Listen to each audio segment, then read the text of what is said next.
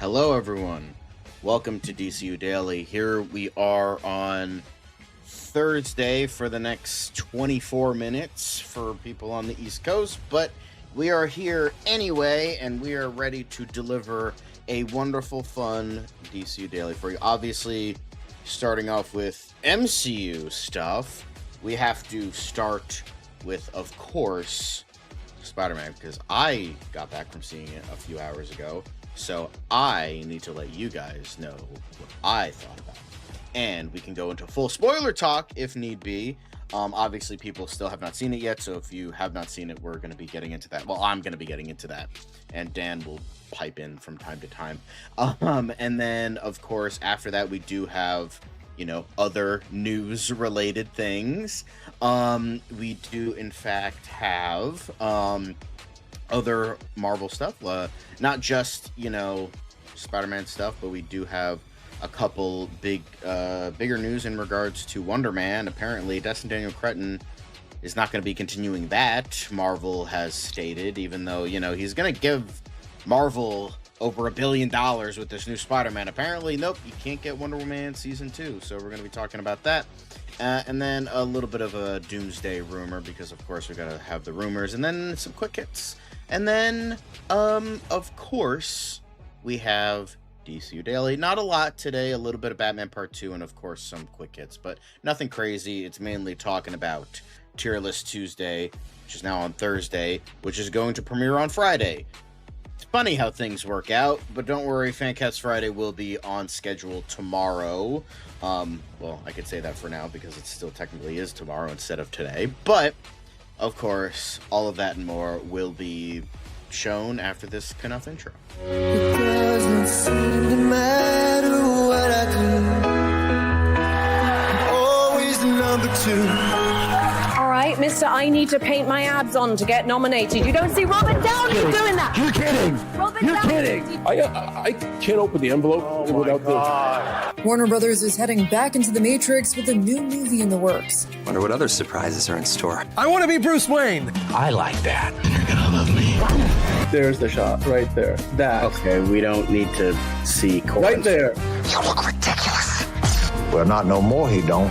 What, dude? I can barely understand you. Your accent's insane. What the Give me a hand up. Nope, I'm actually okay. Thank you very much. Oh, wow. Wow.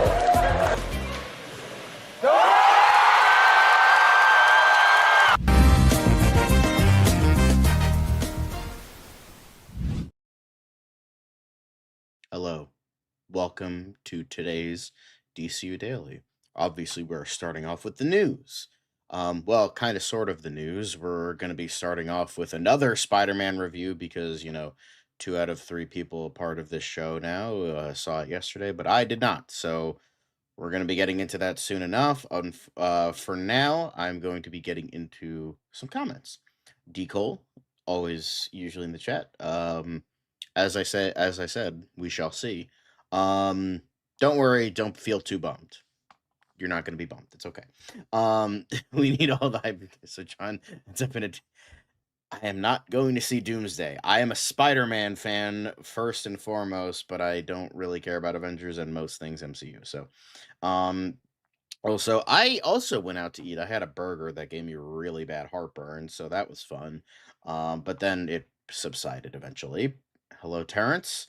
So let's get into it, shall we? I have my Spider-Man review. We got to get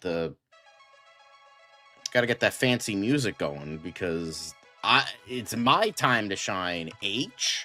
No, just my time to shine because I don't post bullshit rumors on the internet. Anyway, so I saw Spider-Man Brand New Day about, looking at the time right now, about 8 hours ago is when I got out of the theater. Maybe like 7.5 hours. I went to go see it with my folks, and what did I think? Guys, I don't know if it's a brand new day, but it's certainly a very good day, because I did, in fact, like Spider-Man Brand New Day. Now, did I love it as much as Dan and Liz? No, because I have some critical thinking skills and I don't bend the knee at Marvel for everything, so I do have some critiques. However, I did like the film. I didn't love the film. If we're talking about superhero movies this year, yes, it's better than Supergirl by a little bit, not by a lot of it, but a little bit. And then Superman is like fucking way better. I'm just saying. Anyway, but Spider-Man Brand New Day was a very good film, and I very much enjoyed it. Oh no, the heartburn's fine. We're good. But Tom Holland as Spider-Man, and I can confidently say that he is in fact Spider-Man, and not, Iron Man Jr., fucking Mysterio Jr., kinda sorta Spider-Man, at least by the end of the movie. No. Tom Holland is finally 110% Spider-Man. That's probably a problem because it should be 50% Peter Parker and 50% Spider-Man. But at this point, he is Spider-Man, and thank fucking Christ. I mean, I still prefer Tobey and Andrew, but I do think Tom Holland is still, in leagues with them. He's my least favorite out of the three, but I do think he did absolute great work here. Felt like Spider-Man. I'm like, yes, thanks. No Senpai Stark. No, I'm gonna hand the glasses off to a terrorist. No nostalgia bait. Just pure, unadulterated Spider-Man. And with that, what about the rest of the cast? Zendaya and Jacob Batalon do a good job. They are not as nearly as annoying as they are in the Home trilogy. Sadie Sink in her role is very good. I liked her a lot. I'm gonna get into spoilers a little bit. For now, I'm doing a spoiler-free review, and then I'm gonna get into spoilers a little bit later. But for now, I'm no spoilers for right now. I think John Bernthal, I would have to agree with Caleb on that one. He's probably the best part of the movie. And not to say anything in regards to, the movie was bad. It's just John Bernthal is awesome, and he's great as the Punisher. And so he's fucking fun. Even in a PG-13 setting, he kills it. Not literally, because, again, PG-13, you can't do that, Frank. But... I thought he was great. And honestly, I'm going to say this. In terms of Mark Ruffalo as the Hulk, I'm going to say it. This is the best we've seen the Hulk since 2008, which is saying a lot. Actually, that's not saying much, because I would say the closest he got was probably Age of Ultron. That was the most, character development we got for Ruffalo's Hulk. But for me, there were little moments that Ruffalo did. He was great as Bruce Banner. We finally got, proper, Bruce Banner. But there were moments that were just really... I'm like, that's the Hulk. That's Bruce Banner Hulk. And even for those few seconds, I'm like, that's, the most, character we've gotten from this version of Hulk ever. That's kind of sad, but considering how much the MCU has completely and utterly butchered our favorite green boy, yeah, this is probably the best we've seen of him. So with that, I thought the action sequences were tremendous. I mean, we did talk about it on the show a couple days ago, that Destin Daniel Cretton did play the game, and he was inspired by the game, and it's yeah, you could see those moments as someone who's played the first two games. I never played Spider-Man 2 because I don't have a newer, I don't have a newer console, and I don't think it's on... It might be on PC, but I heard it sucked anyway, so I decided not to play it. But I have played Spider-Man, Marvel Spider-Man, and Miles Morales, so... For me, I thought those action sequences definitely translated very well, and I thought they were really, really good. Like, and then we got like also really good character development with Peter, with MJ, with Ned, a little bit of Bruce Banner, a little bit of Punisher, and it felt very character driven. Is there a lot going on? Yeah, but like honestly, I didn't find it to be like, it is a bit stuffed. It's a little bit stuffed, but like not overstuffed. Like I didn't think it was like I didn't think it was like annoyingly like there's way too much going on. I think each part of the movie gets a good time to shine, and I really appreciated that. I just wish we saw more villains like Scorpion and Tombstone and, you know, guys like that. Because I think honestly they could like do their entire movie, their own movie. Like Tombstone could be like the main villain of like an entire Spider-Man movie. He shouldn't be designated to like a montage sequence. Same with Scorpion. But yeah, I think I think that was very well done. In terms of anything else, in terms of positives, I think there's a lot of really good moments. Like, there was, like, this scene that happens in, with Scorpion the second time they fight. I'm like, oh, God, if this was not in the MCU, they would have gone way harder with that, and it would have been so good. But the fact that we got that little bit, I'm like, oh, that's, okay. Okay, that's something. All right, let Cretin cook, goddamn. But in terms of anything else, it did feel like there was actual stakes to this movie. Not like immensely so, like in the realm of the MCU. But even then, like, it felt like after 2.5 movies of mediocrity, we're finally getting a filmmaker who understands Spider-Man. Like, John Watts, I think, like, it's clear as the days go by, this dude was a hire job. Like, he was there to direct a script by these guys, and that's what we got. Here, it feels like Daniel Cretton knows what he's doing. He knows what to do with the character. He knows how to make it work. It's not perfect, but it's a major, major step in the right direction. The humor was surprisingly good.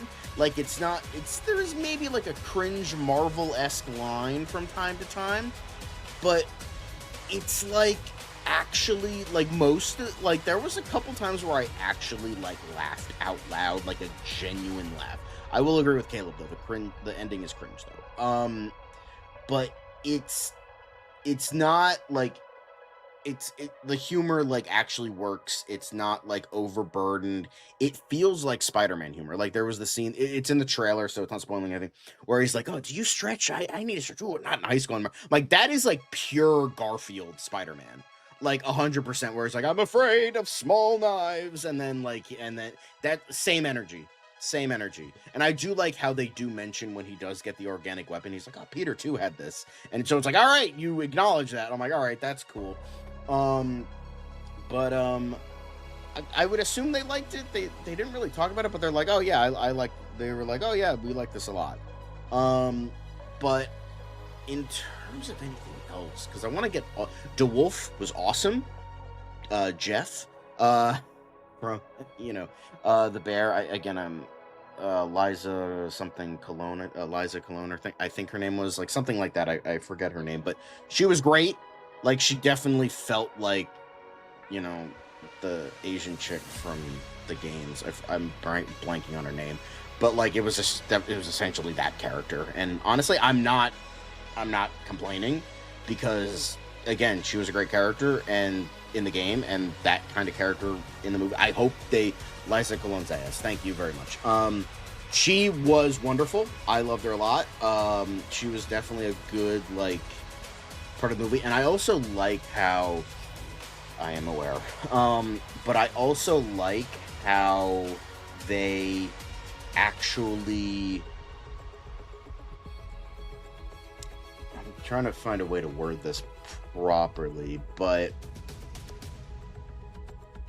I liked... Again, I'm really trying to... I liked how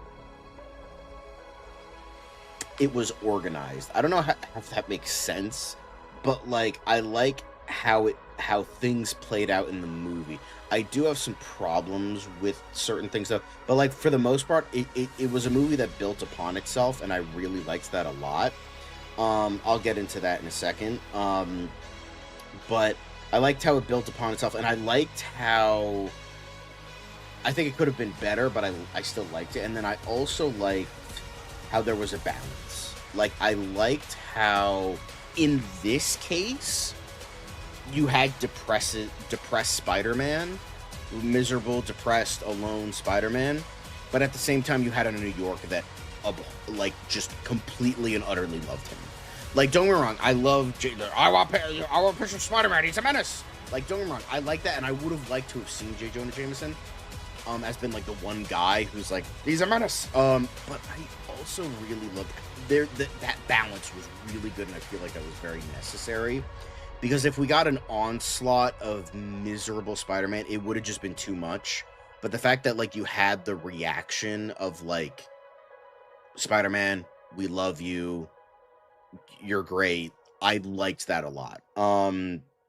So, however, figure drawing, don't get excited for too long. I do have problems.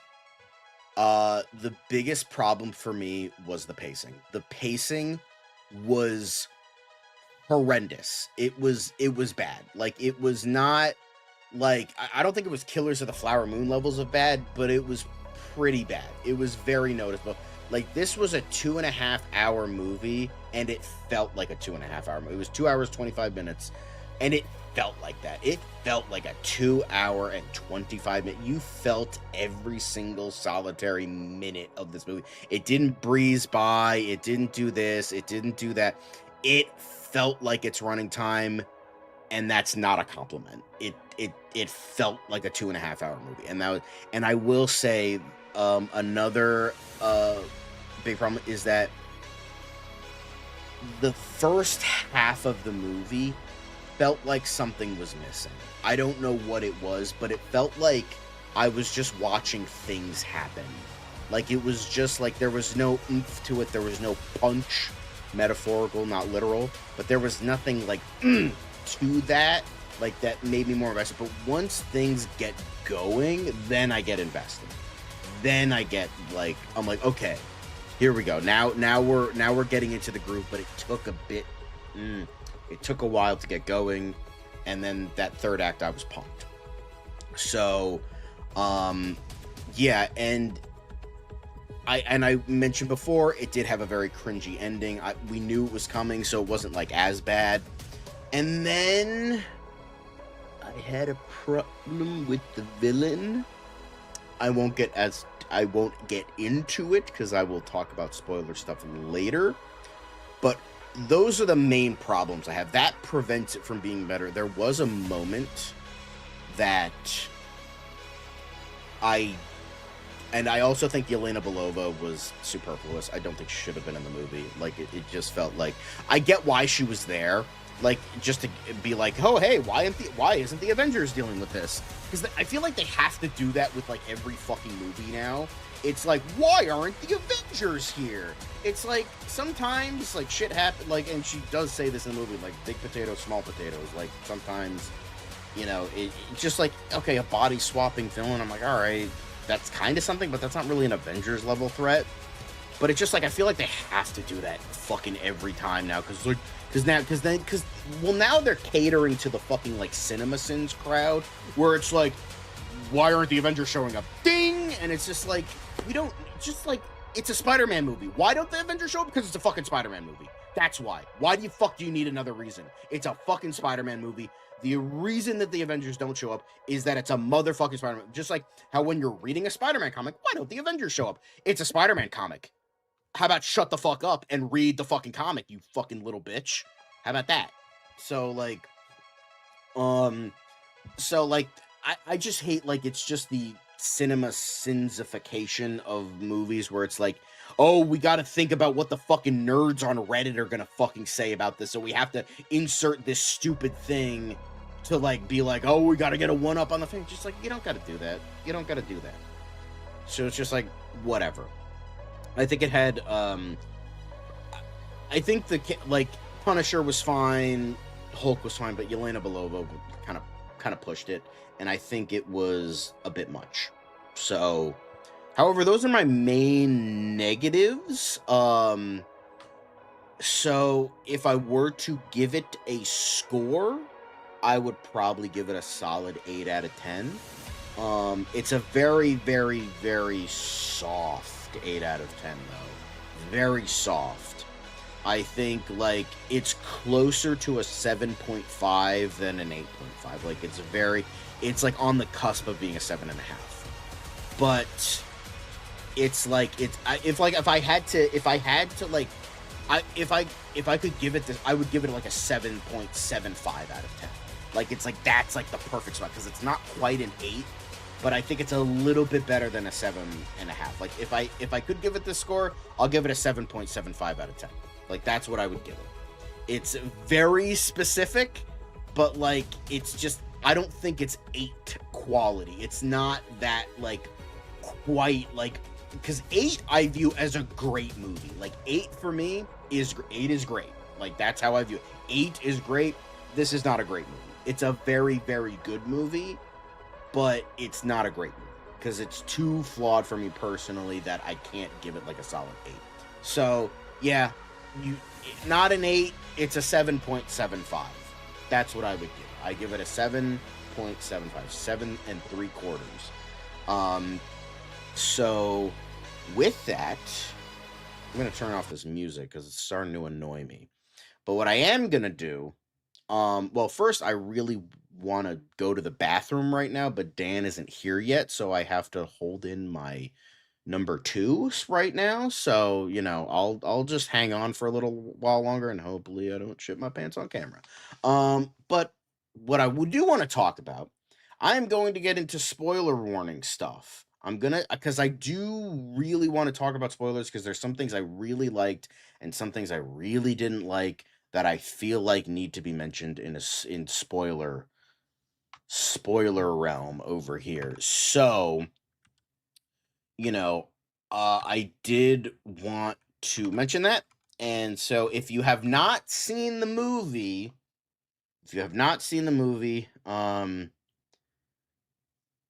okay. Right. So if you have not seen the movie, if you have not seen it, please leave now, mute, whatever. So I'm going to get into the idea of, is everyone gone? You gone? Okay, spoiler, I'm gonna get into it, so if you have not left that, that's on you. I'm gonna get into the villain now, the main villain of the movie. And why the fuck is it Jean Grey? Why the fuck is Jean Grey the goddamn villain of a fucking Spider-Man movie? We all knew it was an open secret. I was hoping and praying that it would not be, but I'm so torn because I think Sadie Sink did a really good job. I think her character was done very well, and it worked for, like, the idea of, like, Spider-Man mutating. So, like, okay, that's kind of cool. But at the same time, why in the ever-loving fuck is Jean Grey an X-Man, a good guy, the villain of a motherfucking Spider-Man movie? Like, in terms of Spider-Man fighting a villain, because I'm not counting the fucking Kraven movie. Like, we haven't gotten Kraven. We haven't gotten Chameleon in live action proper. We haven't gotten like fucking Hydro Man, Molten Man, fucking Slide. We haven't got like, yeah, sure, all those are really weird C-list villains, but like there have been a couple fucking major villains that we've never properly gotten on the big screen, and it's just like, bro, like, we never properly got Rhino. Yeah, fucking Paul Giamatti shows up in a tech suit for 2 seconds at the end of Amazing Spider-Man 2. I don't fucking count that. And I don't count the fucking guy with the backpack wearing pants either in fucking Kraven. So, you know, we haven't gotten, fucking Hobgoblin either. That's a great villain that you could have done. We haven't gotten the Spider Slayers. We haven't gotten fucking, Silvermane proper. Yes, he is in Spider Noir, and that certainly helps.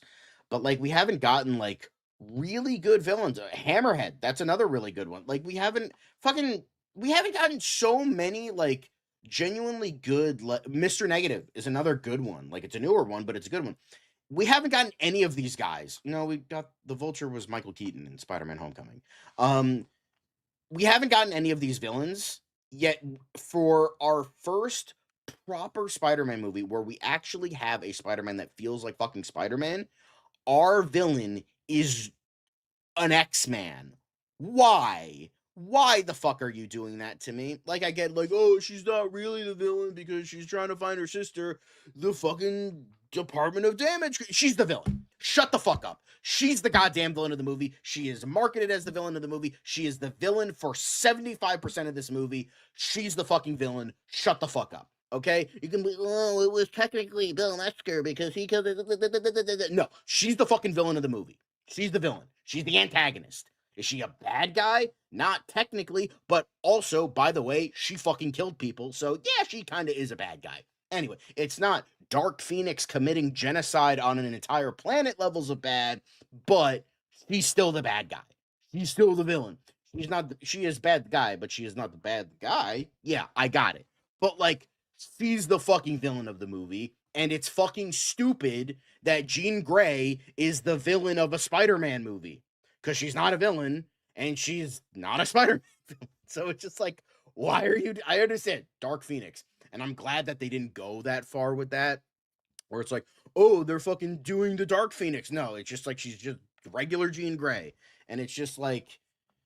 Yeah, I mean, Black Cat's kind of an anti-hero. Same with Catwoman, like, ironic. Like, both, they're anti-heroes at this point. Yeah, you could have, like, Black Cat, like, be the villain, but, like, she would spend more time fucking plowing Spider-Man rather than being the villain. But it's just, like, did Sadie Sink do a good job? Yes. Do I like the character? Yes. And I think it did, like, kind of work story-wise, but it's just, like, we could have gotten, like, a really, like... Fucking Tombstone could have been the villain. Tombstone, Scorpion, boom. There's your fucking story right there. Because it's just like, Tom was so good. All these characters were so good. And it's just like, most of the story's good. But then it's just like, why? Why is she the villain? Why? It's so fucking dumb. It's so dumb. Like, I'm so torn on this because, like, I have nothing against Sadie Sink. I have nothing against what they did with her. Like, it was kind of an interesting thing. But it was just like... I just don't like it. I'm sorry. I just don't like it. I was, even though with Dan spoiling it yesterday and all that shit, like, it's just like... It's just... It irks me. It irks me because it's like, that's why I said it's a step in the right direction. This is pretty... I wouldn't agree with, like, Fucky, whatever the fuck that guy's name is. I wouldn't say she ruined the movie. It's that the concept of Jean Grey being a villain in a Spider-Man movie is what kind of ruins the movie. If, like, you took her out and, like, replaced her with, like, any other, like, kind of similar character who's an actual villain and is maybe connected to Spider-Man, this probably would have been, like, a 9 9.5 out of 10 for me. But the fact that you're making Jean Grey a villain, and not only that, a villain of a Spider-Man movie, is really dumb, and no Dark Phoenix, so it's like, why? And that's no, because the thing is, the whole thing is like her push is like she's trying to find her sister. Her sister sent her this message, and she's like, "Hey, come find me." And like that's the push, and like she's like, I'm gonna get her back no matter what. And she knows she's in the Department of Damage Control, and then that doesn't turn out well. But it's just it's I get what Fuki, I don't know what his name is saying in terms of she ruined the movie. I understand why, because the concept of it ruins the movie. Not her, not the character. The idea of using the character for this story is what kind of ruins it and doesn't make it as good as it should have, like as great as it should have been. So that's kind of the big thing for me. And the pacing issues. Those were the two biggest negatives. And in terms of anything else, I will say the ending with like the muscle memory thing, I was again praying that wasn't true. It's a very cringy ending. Like it was like kind of like, oh, he remembers cute, but like the way it's done and the way he like trumps magic is like, muscle memory, really? Come on. Like that's like literally overtaking your brain, and your body is like, yeah, I don't remember you, Peter, bye bye. But like doing a handshake, all right, that's like peak stupid Marvel humor right there. um but yeah, um it's definitely so. That's kind of what is. But in terms of like other things I want to talk about in terms of spoilers, um I will say I love pretty much the reason why it's like a 7.75 and not a 7.5 was Peter's Batman Forever moment. Was when he's in the prison, Jean Grey is asking him, "Who are you? Are you Peter Parker or are you Spider-Man?" And he's fighting the hand, and he's like, and then just right, like it drops, "I'm both." Bam. Perfect. That hyped me the fuck up, because I'm like, that is the Batman Forever moment, guys. I fucking love that. It's just like the peak of, I'm both Bruce Wayne and Batman. Not because I have to be, but because I choose to be. Like that is the best line ever spoken in a Batman movie. Like 100%. That understands Batman more than like anybody has ever, like full movies have done Batman. Is like that's quintessential Batman. That is like the psychology. Like fucking Dark Knight goes on and on about, oh, why am I a hero? Da, da, da. Val Kilmer did it in one fucking sentence, bro. He did it in one fucking sentence, and our boy Spidey got the same treatment, and I am here for it. So thank God. I fucking love that. That was perfect.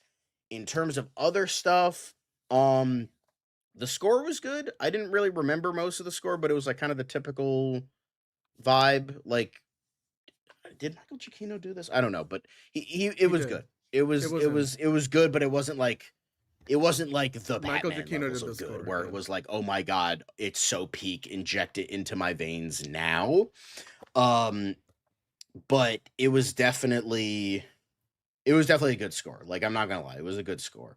I also liked how there was a lot of comic book stuff in this movie, like the ending, like where Peter saves Jean Grey from Punisher shooting him. Like that's straight out of the Ultimate line, where Peter instead, well, saves Captain America, and that leads to the whole death of Peter Parker arc, and that has Miles Morales coming in. Obviously, they can't kill Peter yet.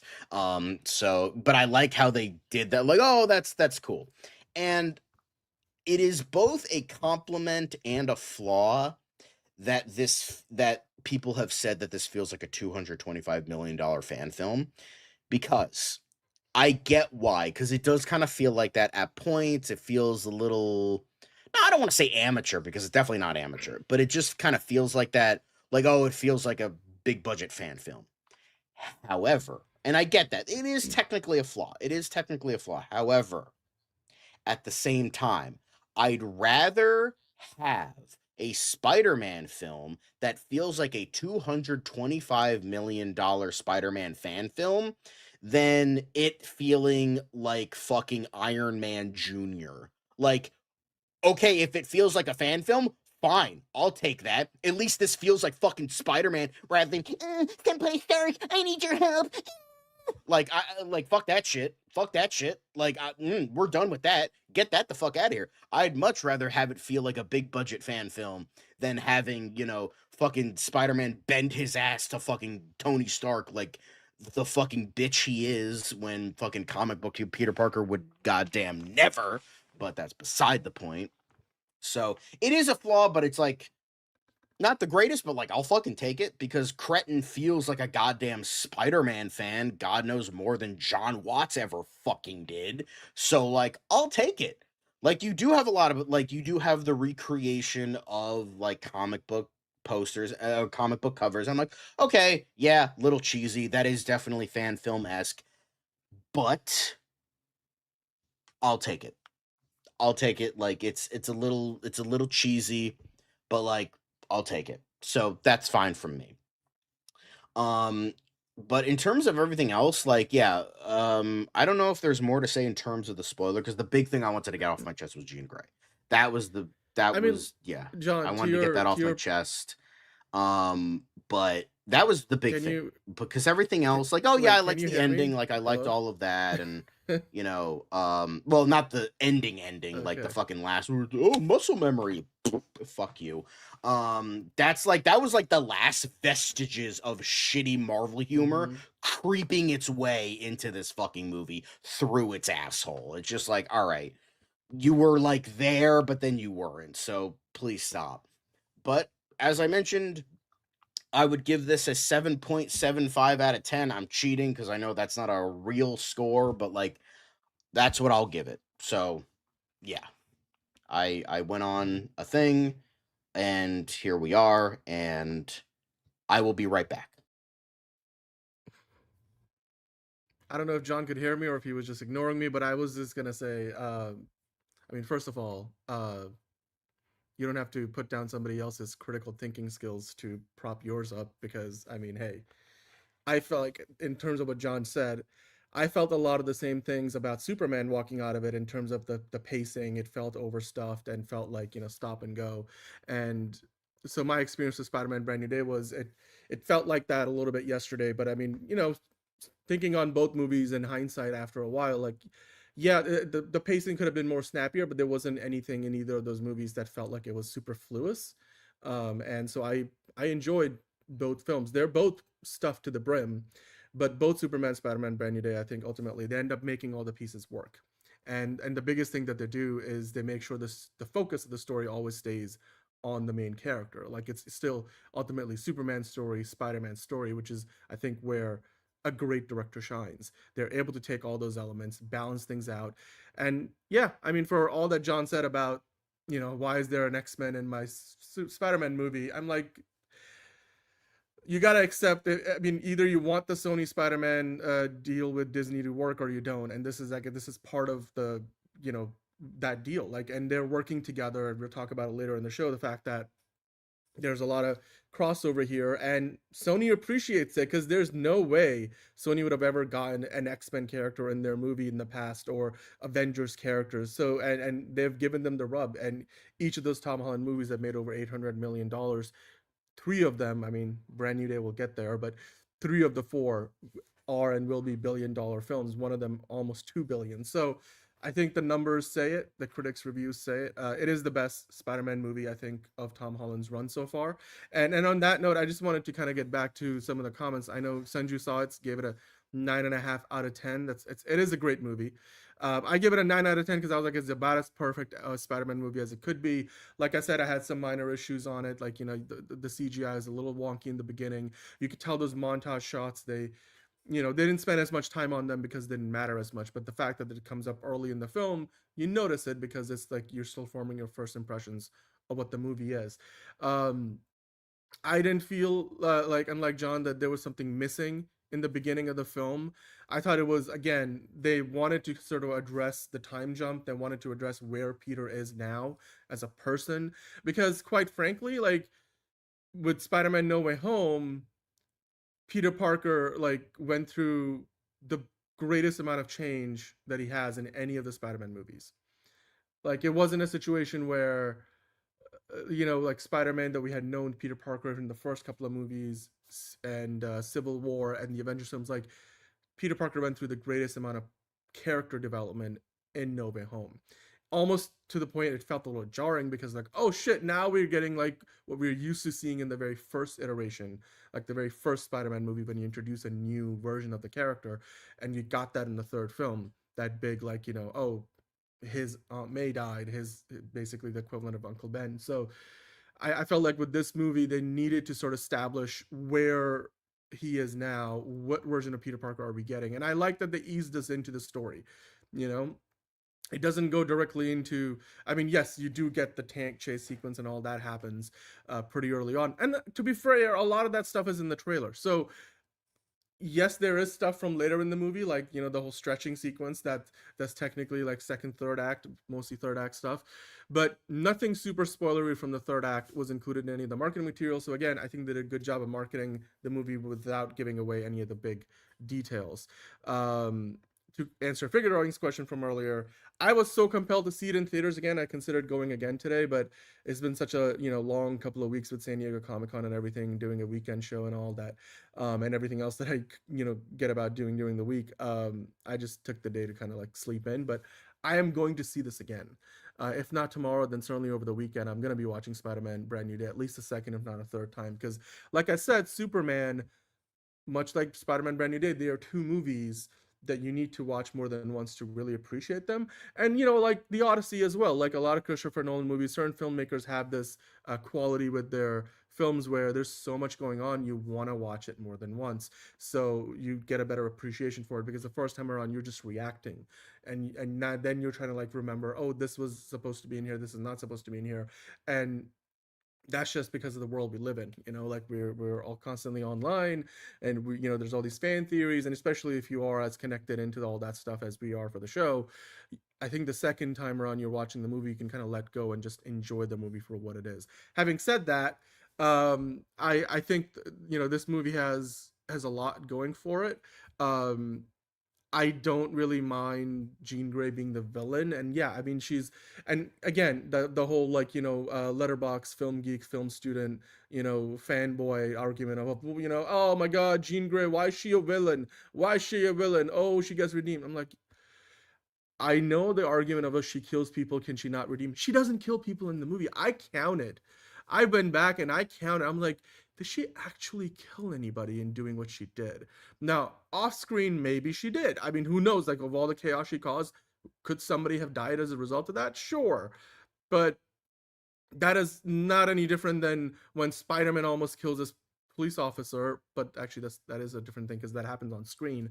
But like, in Avengers Age of Ultron, literally the whole reason why Wanda Maximoff and her brother, I forget the name of, like Quicksilver, why they were against the Starks is because like his weapons have indirectly, like you get into these complex real life dilemmas of like, you made the weapon that eventually killed thousands of people in my country. How much are you responsible for it, even though you're not the one who shot? But with great power comes great house. Responsibility. But that's the thing. But the point that I'm trying to make is, John, is like, Jean Grey didn't on camera specifically kill anyone. She got close to it with the whole like, don't kill Metzger. But so to that point, I'm like, Lex Luthor on camera shot a guy point blank in the head with a gun. That guy's not redeemable, not to mention all the other crazy shit he's done. Whereas Jean Grey, I mean, outside of whatever collateral damage she caused, where somebody could have died from their injuries from the many different things that she does throughout the movie. No, but like, is, to like get into the Avengers DODC, she like all of those used things. two guys to shoot each other and kill each other on screen. But I'll be honest with you, that was the closest, but even then, it's like they're both moving when they're shot. I remember watching, I'm like, wait a second, she's finally killing people, and it's like they're like all armed up. So I'm like, it was it's on the edge. It's like there's no obvious, like I said, there's no obvious Lex Luthor guy in a chair, shoot him point blank in the head with a bullet. You know, that there was nothing that obvious there. You can make an argument, but also, let's be honest, like Jean Grey in the past has also been known for, like, you know, killing, and then she's in the wind at the end of the movie. So we don't know when she's gonna face consequences for her thing. And I mean, we also happen to live in a world where capital punishment is less of a, you know, a thing, ultimate, you know, outcome for most people who murder than has ever been before. Still out there, a lot of countries and states in the US and stuff have it. But like, I think we're moving into a, hopefully into a more more, you know, not necessarily educated, but hopefully that's part of it.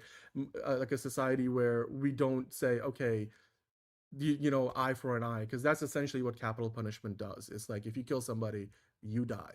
And I think, like, as human civilization, we're finally like working past that into more, you know, rehabilitation and kind of changing things around. So I appreciate that, you know, in this case, it was like, it was bad in Captain America, A Brave New World, when Captain America, who this particular Captain America has really no history with the Red Hulk, is trying talking down into de-hulking. Whereas here, I think there's room for redemption, because that is from like the original, like brand new day comic, is the fact that Hulk is the only one that remembers Peter Parker as Spider-Man. Like, so that was definitely a good comic. Again, like, it's not, that's like the comic book shit I want to see, not just like, oh, look at this cover from Amazing Spider-Man number 748. It's just like, that's the stuff I want to see. Like, the stuff you can integrate into the story well, and essentially like that. Like, that's that I like. That's the good stuff, because that works within the context of the story and not like grinding the movie to a halt so you can see that Amazing Fantasy number 15 cover, and it's just like, even though we've already done that in this universe, so it's like, it wasn't in the movie, but still, it's just like, all right, that's a bit much. Like, even I have to admit that. So, you know, I think I really you know, it's just like again, I don't think, like, in terms of her, Sadie Sink as Jean Grey, and Jean Grey in this movie ruins the movie. It's the concept of using an X-Men character that is not usually a villain unless she is under the Dark Phoenix Force, then to use that as a Spider-Man villain. It's just like, again, we've gotten, there's so many Spider-Man villains that you could have utilized to like make this story work without using Jean Grey. It's just like, but like, let me make this argument for a moment, because I feel like at the end of the day, she's an antagonist, but not necessarily a villain. Because like, if you put yourself, it's that whole idea, this movie actually plays it out really well, of a lot of the movie requires its characters to put themselves in the other person's shoes. Like, you know, because clearly throughout the movie, like, for example, there's that scene where Spider-Man and Punisher know each other, but they don't really know each other. Like, they know each other for like their public exploits, but they don't really know the person behind the mask. And, you know, for Frank Castle, the mask is more of a metaphorical thing, and for Peter Parker, it is like a literal mask. And they have this conversation where he's like, "You really think you know me?" And then he's like, "You know, do you think I would be living this life like a coward if I had my family, that I wouldn't be spending every moment of my time with my wife and my kid, that I would be here like this?" It's like that sequence. It's like, and then in the end of the movie, Peter Parker, like, you know, is literally recovering from being shot by Frank Castle while he's sitting there, and be like, "Dude, what you did there was brave." And I'm like, he's like, you're everything that I thought you would be. You're just a good kid. Like, when he finally sees the kid behind the mask, and it's, so you start to realize like that Punisher and Spider-Man, Peter Parker, Frank Castle are starting to appreciate like who they are as people and relate to each other. And the same thing applies to Jean Grey, because like, Peter Parker has to go through that process in the third act of be like, okay, I understand what she's doing, and she's incredibly powerful and special. It's like, if she was any normal person who didn't have those powers, she would be doing everything in her power to try to like get answers. It just happens to be that she has the power to actually go and break through the, you know, walk in, slam the front door down, and then do with William Metzger and ask the questions directly. Whereas most of us would be just like, you know, knocking on the front door, not being let in the security. And like, so it's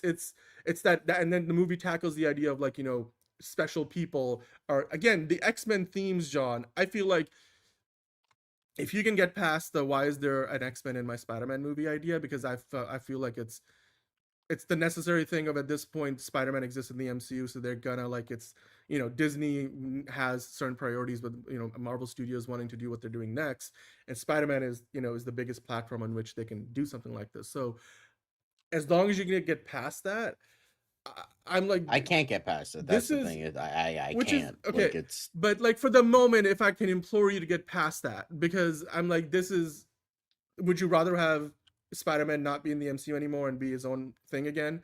Because we could do that. I'm sure Sony wouldn't want that, considering how well things have gone, and I'm sure Marvel appreciates the benefits of having Spider-Man in the universe. But if I can for a second implore you to get past that, because then if you think about this, I feel like the themes of X-Men and the mutants, in terms of, like, you know, the moral ideology that is central to the X-Men, has always been, it was better executed in this movie than I've seen in a long time, and even most X-Men movies that were made, in terms of directly tackling it head on and doing it in a way that felt effective. Of the idea of, like, again, I mentioned yesterday, the moral core, the emotional heart, soul of this movie is that scene that we see multiple times played out, partially and from different perspectives, and at the end they pay it off all the way, where Marissa Tomei's Aunt May comes back, and in this flashback sequence that's a memory in Peter Parker's head, where she's like, look, you are special, you have a lot of powers, things can go really bad, even more so than we can ever imagine, but just remember, in those moments, like, it feels great right now, but you won't always feel great about being this special, about, like, why can't I just be a normal person? And we've even seen kind of Peter Parker go through that in the previous movies, and all superheroes at some level that try to tackle this idea, and then she gives him, like, this idea of, like, hey, just remember, you can always center yourself. She didn't say this, but essentially she says, in those moments when you're not feeling so good about it, just remember, the people that love you not because you're special, but because you're you. And I mean, that can apply to anybody. It's not just about, you know, special is a relative term and, like, what you're talking about, but in the world of superheroes, I mean, and then again, the way they set things up, John, I thought it was brilliantly poetic that they show us that scene in the park where you could clearly tell Sarah Gray is the kind, like, the older sister who's, like, in protective mode, is like, all right, so we got abandoned by our parents, but I'm going to take care of you and you're going to take care of me, and we're on our own, that this is the world we're in. I'm going to train you to use your powers the way I can. And meanwhile, Jean Grey clearly, like, watching that other mother play with her, like, young daughter on a picnic cart, like, mad in the park, she clearly misses having that mother figure, that parental figure in her life, somebody to, you know, give her grounding in this world. So I'm like, in that moment, I was like, okay, I understand this person, I can relate to what they're going through. And then from there to when you see that sequence with Aunt May and that memory, I think it was brilliantly written for a great setup to a great payoff, to then again give Jean Grey a brilliant foundation for the rest of the cinematic universe, regardless of when she pops up next, whether she's in the Avengers movies or whether she pops up in the X-Men movie in hopefully a couple of years' time. So I think that was brilliant. It was really well written. Hey, Steven. But yeah, I mean, I'll leave there, but I don't know if you have anything else to add to that, because I thought that was, like, I think Jean Grey was better executed. Like, somebody yesterday was defending Sophie Turner's Jean Grey turn in Dark Phoenix, and I'm like, I'm sorry, but Dark Phoenix was a piece of shit movie that nobody remembers or cares about.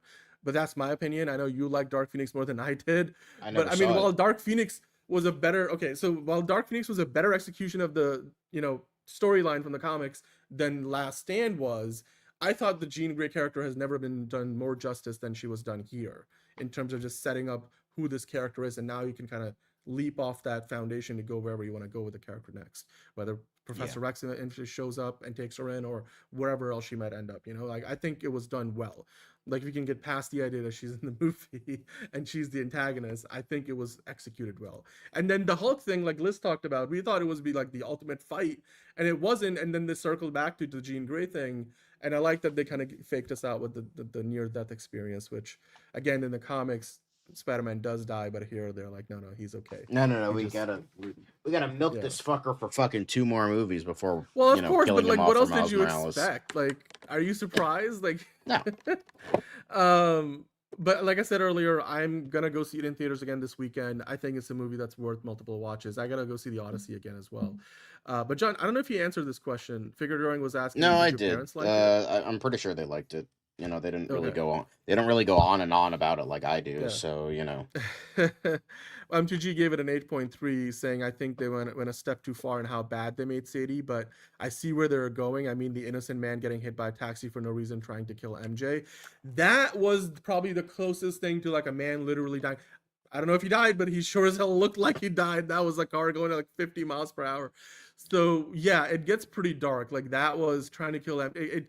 It goes to show you that, like, you know, if anything, down the road when they do a Dark Phoenix, that hey, Jean Grey is capable of darkness like that, because they show it in this movie. Like when she's really angry and she's obviously really motivated to do what and get what she wants, that she can go some dark places.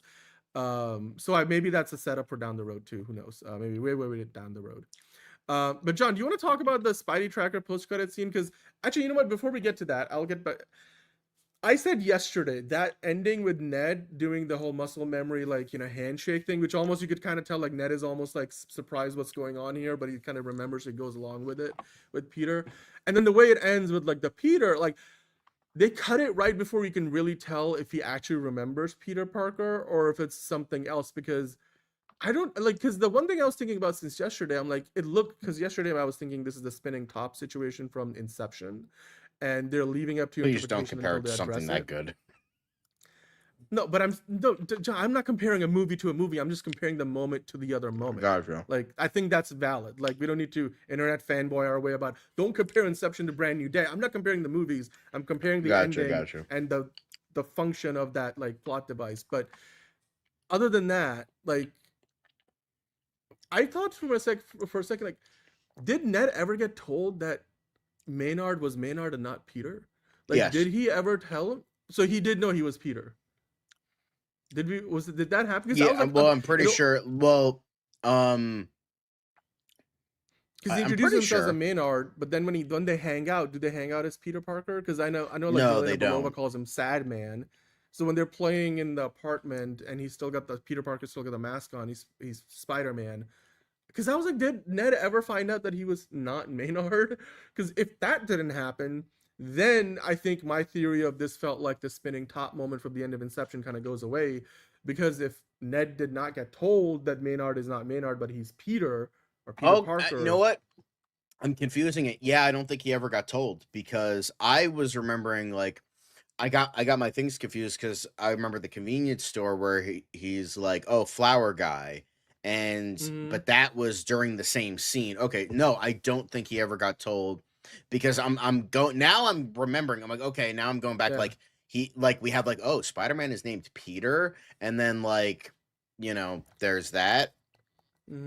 So he knew that Spider-Man was named Peter from that like scene where he's in a spider tracker and Spider-Man shows up in the apartment. But I'm like, I don't know, like it's. Yeah, because that. And also, I will say something I forgot to mention. I will say, I do think that the idea of the guy, the main character of the story, losing his love interest because she isn't aware of this relationship that they had, was done better here than in Guardians 3.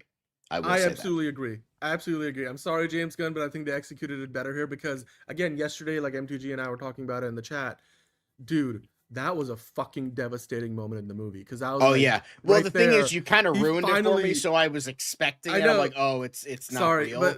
But it was still like, I'm like, oh, I'm like curious because, well, the thing is, I will say this, it was a surprise of how like they were going to execute it. I thought they were going to do like something where, oh, she got in his head and this has all been like a dream sequence and like it falls and then it's just like that's what I thought they were going to do. But no, she just possessed. But it makes sense. It just makes sense. And she did a very good impression of MJ. I will give her that because like, damn, okay, she was possessed when he got there. I'm like, oh, okay then. Yep. Yeah. It's. And then to address what MTG was saying, so yeah, but if Ned knowing Spider-Man is Peter, but not knowing who's the man behind the mask, like it doesn't add up still. I think that's why you're saying Ned and Peter are back because he must remember it's Peter Parker. Show this. So the now we've gotten an audience score which is 98%. This movie's gonna make all the money in the world, John. And 91% it went up for the Well, critics. this went down to again. 90. The critics score went down to 90%. 90, but this Alright, is still at cool. 98. And my dad Yeah. was like asking me, like, "Oh, how much money is this gonna make?" Well, the thing is, since I am a part of this, we do all Yeah. these like box office shit.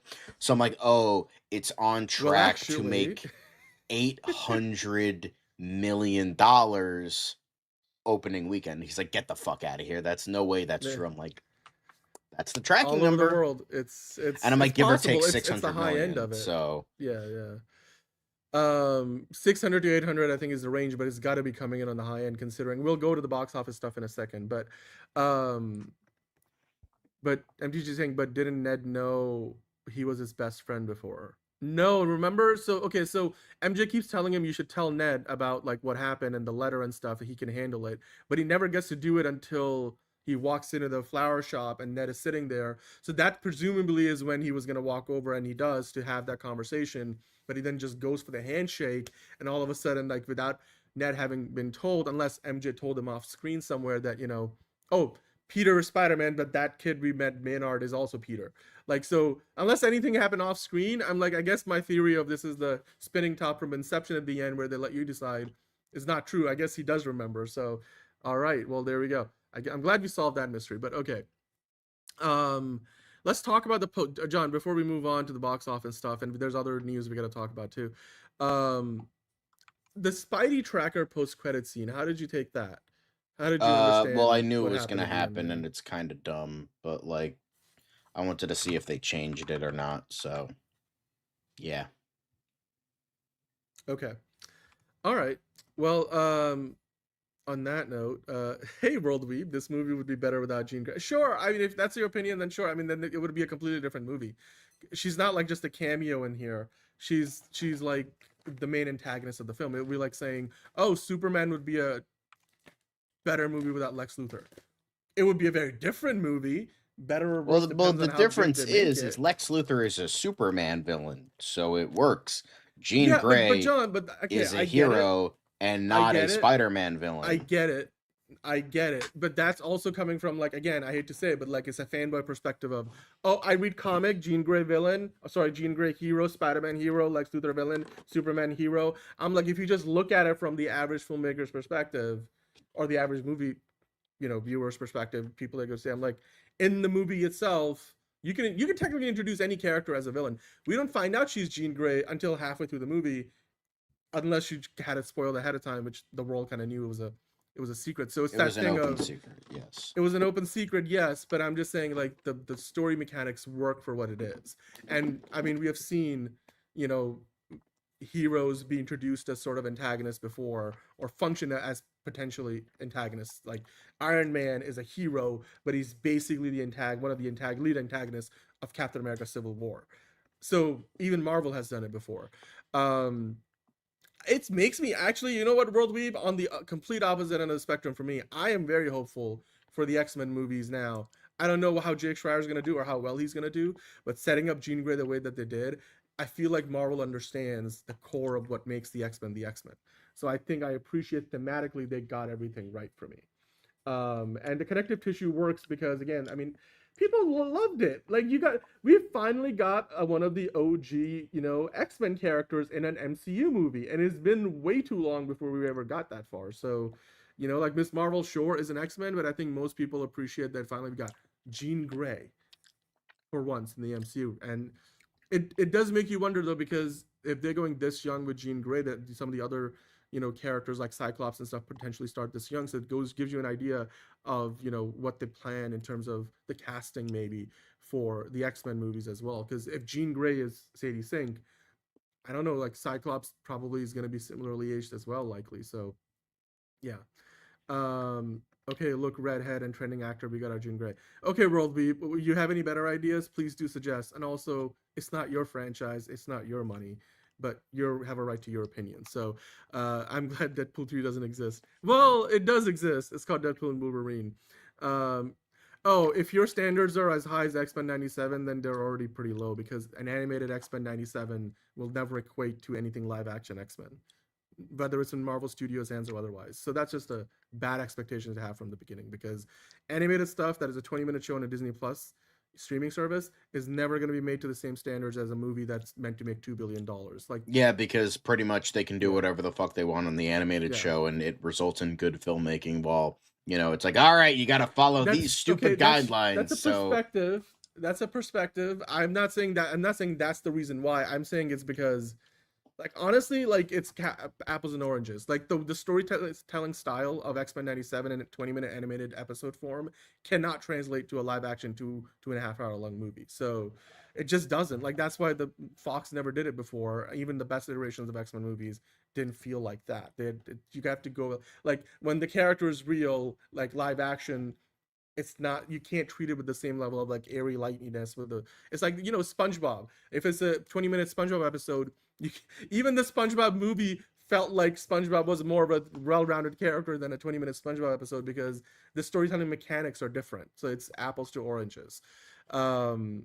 But I understand, like, they made her a tad more evil than it makes sense. She could have just killed officers. Yeah, I agree. I think but you know what? That's not as big of an issue for me personally. I'm thinking that is Tobey Maguire. Okay, so D. Cole answering the question about the post-credit scene.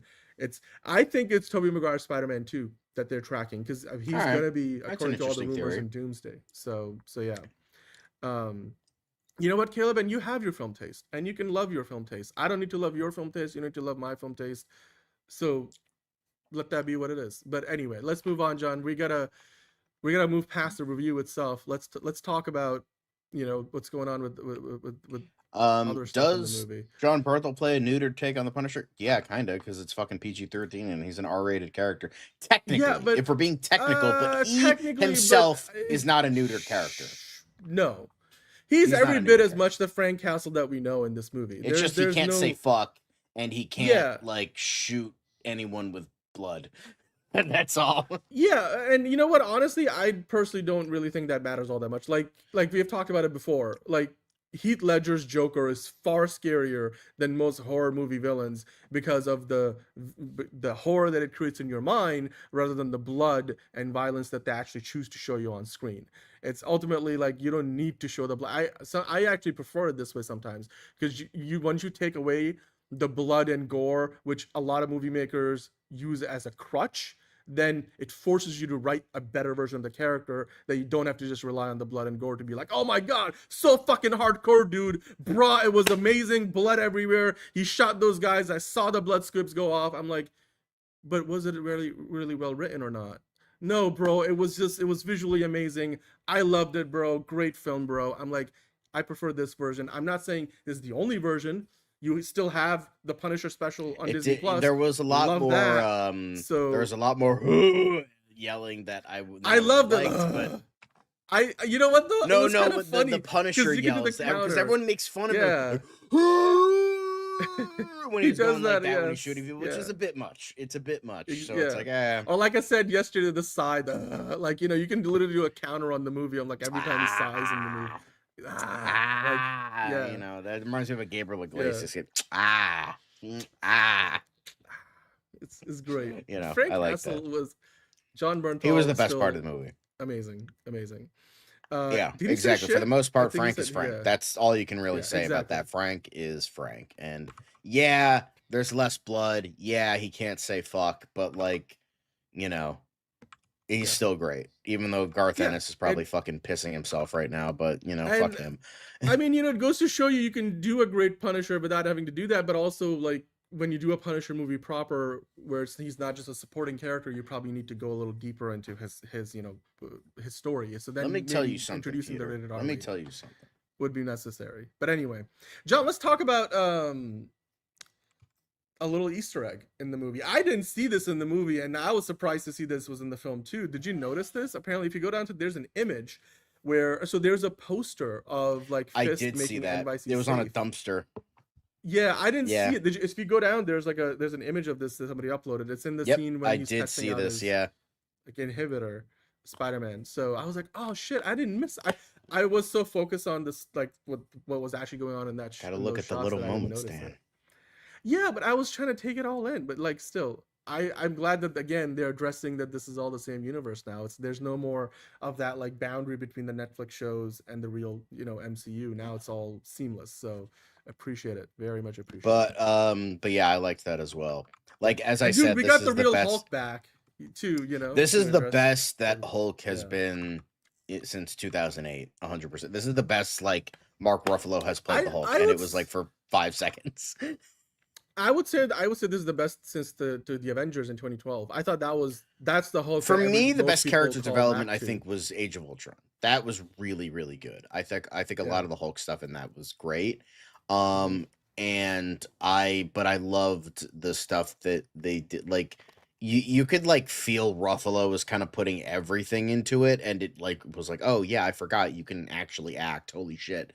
You know, kind of like that. It's like, oh yeah, because it's just like you fucking feel like the monster inside of him that he's trying. Like that's like the classic Hulk, like of like Jekyll and Hyde, the fucking monster inside me. I'm trying to suppress that I can't let out. The way he acts it in the movie is so fucking good, and it's just like, why can't we fucking get more of that? Why do we have to get like dab? Like, why do we have to fucking get that shit instead of this? This is Hulk. This is Hulk. This is Bruce Banner and the Hulk relationship, and it's just like, get out of here. But I'm glad we got it here. But apparently Spider-Man, the last blockbuster franchise Hollywood hasn't screwed up. John, hold on. I just wanted to say one thing. I kind of feel sad now for like Bruce Banner had finally found a life and living in amongst, you know, the average person in a society and be a professor and stuff. And then they're like, now he's going to be in a high security prison again. So I'm like, you know, Hulk finally was free and now it makes you wonder, John, do you think, because we haven't heard if he's going to be in these Avengers movies. I feel like maybe that's why he's not going to be in any of the upcoming Avengers films, because he's in like high security prison. And I don't know.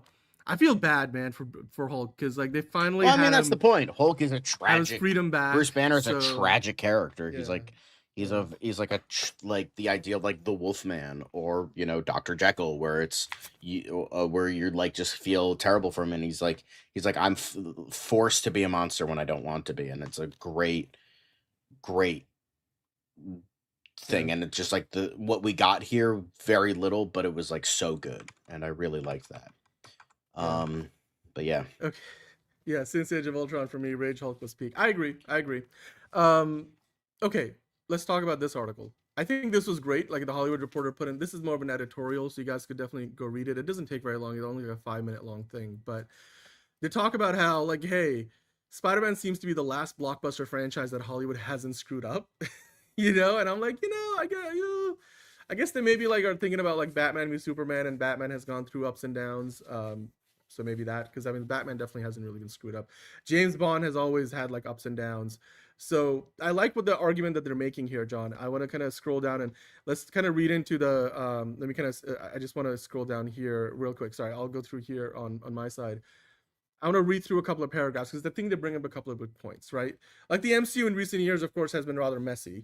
They address that. DC movies are always hit or miss for whatever reason. We have talked about that. We talk about it all the time. Star Wars is lost in space. I appreciate the pun, but also, yes, Star Wars is lost in space. And the Fast and the Furious veered off the road in its last two efforts. Yeah, Fast 9 and Fast 10 are terrible outside of some little highlights here and there. And then there's Spider-Man, John. And it's just, no matter what, I can't think of a last time when I saw a truly bad Spider-Man movie. And I appreciate that some people are not going to agree with this. But I thought, look, altogether, like Far From Home is still $1 billion movie. And I love The Amazing Spider-Man 2. I think it's underrated for most people. And you think about it, they talk about in this article, Homecoming made $880 million. Far From Home made $1.1 billion. And then No Way Home made $1.9 billion. That alone is almost $4 billion, and this movie can add on to that another billion or $2 billion. In 4 movies, they would have made close to 6, if not more than $6 billion, and not to count for the Spider-Man appearances in Avengers, as well as in Civil War. And Tom, Holland is a great Spider-Man. I think now is getting close to Andrew Garfield for me, but the Amazing Spider-Man movies also made over $700 million apiece, and the Sam Raimi movies, John, never made any less than $700 million. And that was in the early 2000s. With inflation, if you were to go that route, those movies are $1 billion movies by today's standards. So we have never really gotten a bad one. truly bad one. And the Spider-Verse films are some of the best Spider-Man movies ever made. And yes, those those actually are the lowest grossing of the bunch, but they still make a shit ton of money. And the next year we might get a first $1 billion Spider-Verse film. So I mean, there's just never been a bad like Spider-Man movie, unfortunately. And while DC has been up and down, and I mean the X-Men with Fox were up and down. Batman kind of had like the Batman and Robin thing, and then obviously with BVS it had, even though BVS made a shit ton of money, people don't really think of it as a great movie in hindsight. So, and this is the one paragraph here I wanted to read quickly because I want to get your opinion on this. Because like regardless of whether everybody loved it or not, in general, Spider-Man movies are always looked as pretty good, the Tom Holland ones. And they say in this article, like the Sony and Disney partnership, it's seemingly a too many cooks recipe for disaster, but it somehow has worked. And one wonders if Disney had managed to seize full control of the character, like if they just bought the Spider-Man rights back, if the franchise would enjoy the same stellar track record. Because you can imagine then Disney would probably do like spin-off series on Disney Plus and everything else, and they would want more of the Tom Holland Spider-Man everywhere. Instead, now what we're getting is a Your Friendly Neighborhood Spider-Man, who's the animated show on Disney Plus is kind of its own thing. And then you have Spider-Verse, which is completely separate, that Sony is doing. And so what we have gotten here is like they haven't really oversaturated us with the Tom Holland Spider-Man. It felt that way for a bit because he showed up in Civil War, had Homecoming, and then was in both Avengers movies.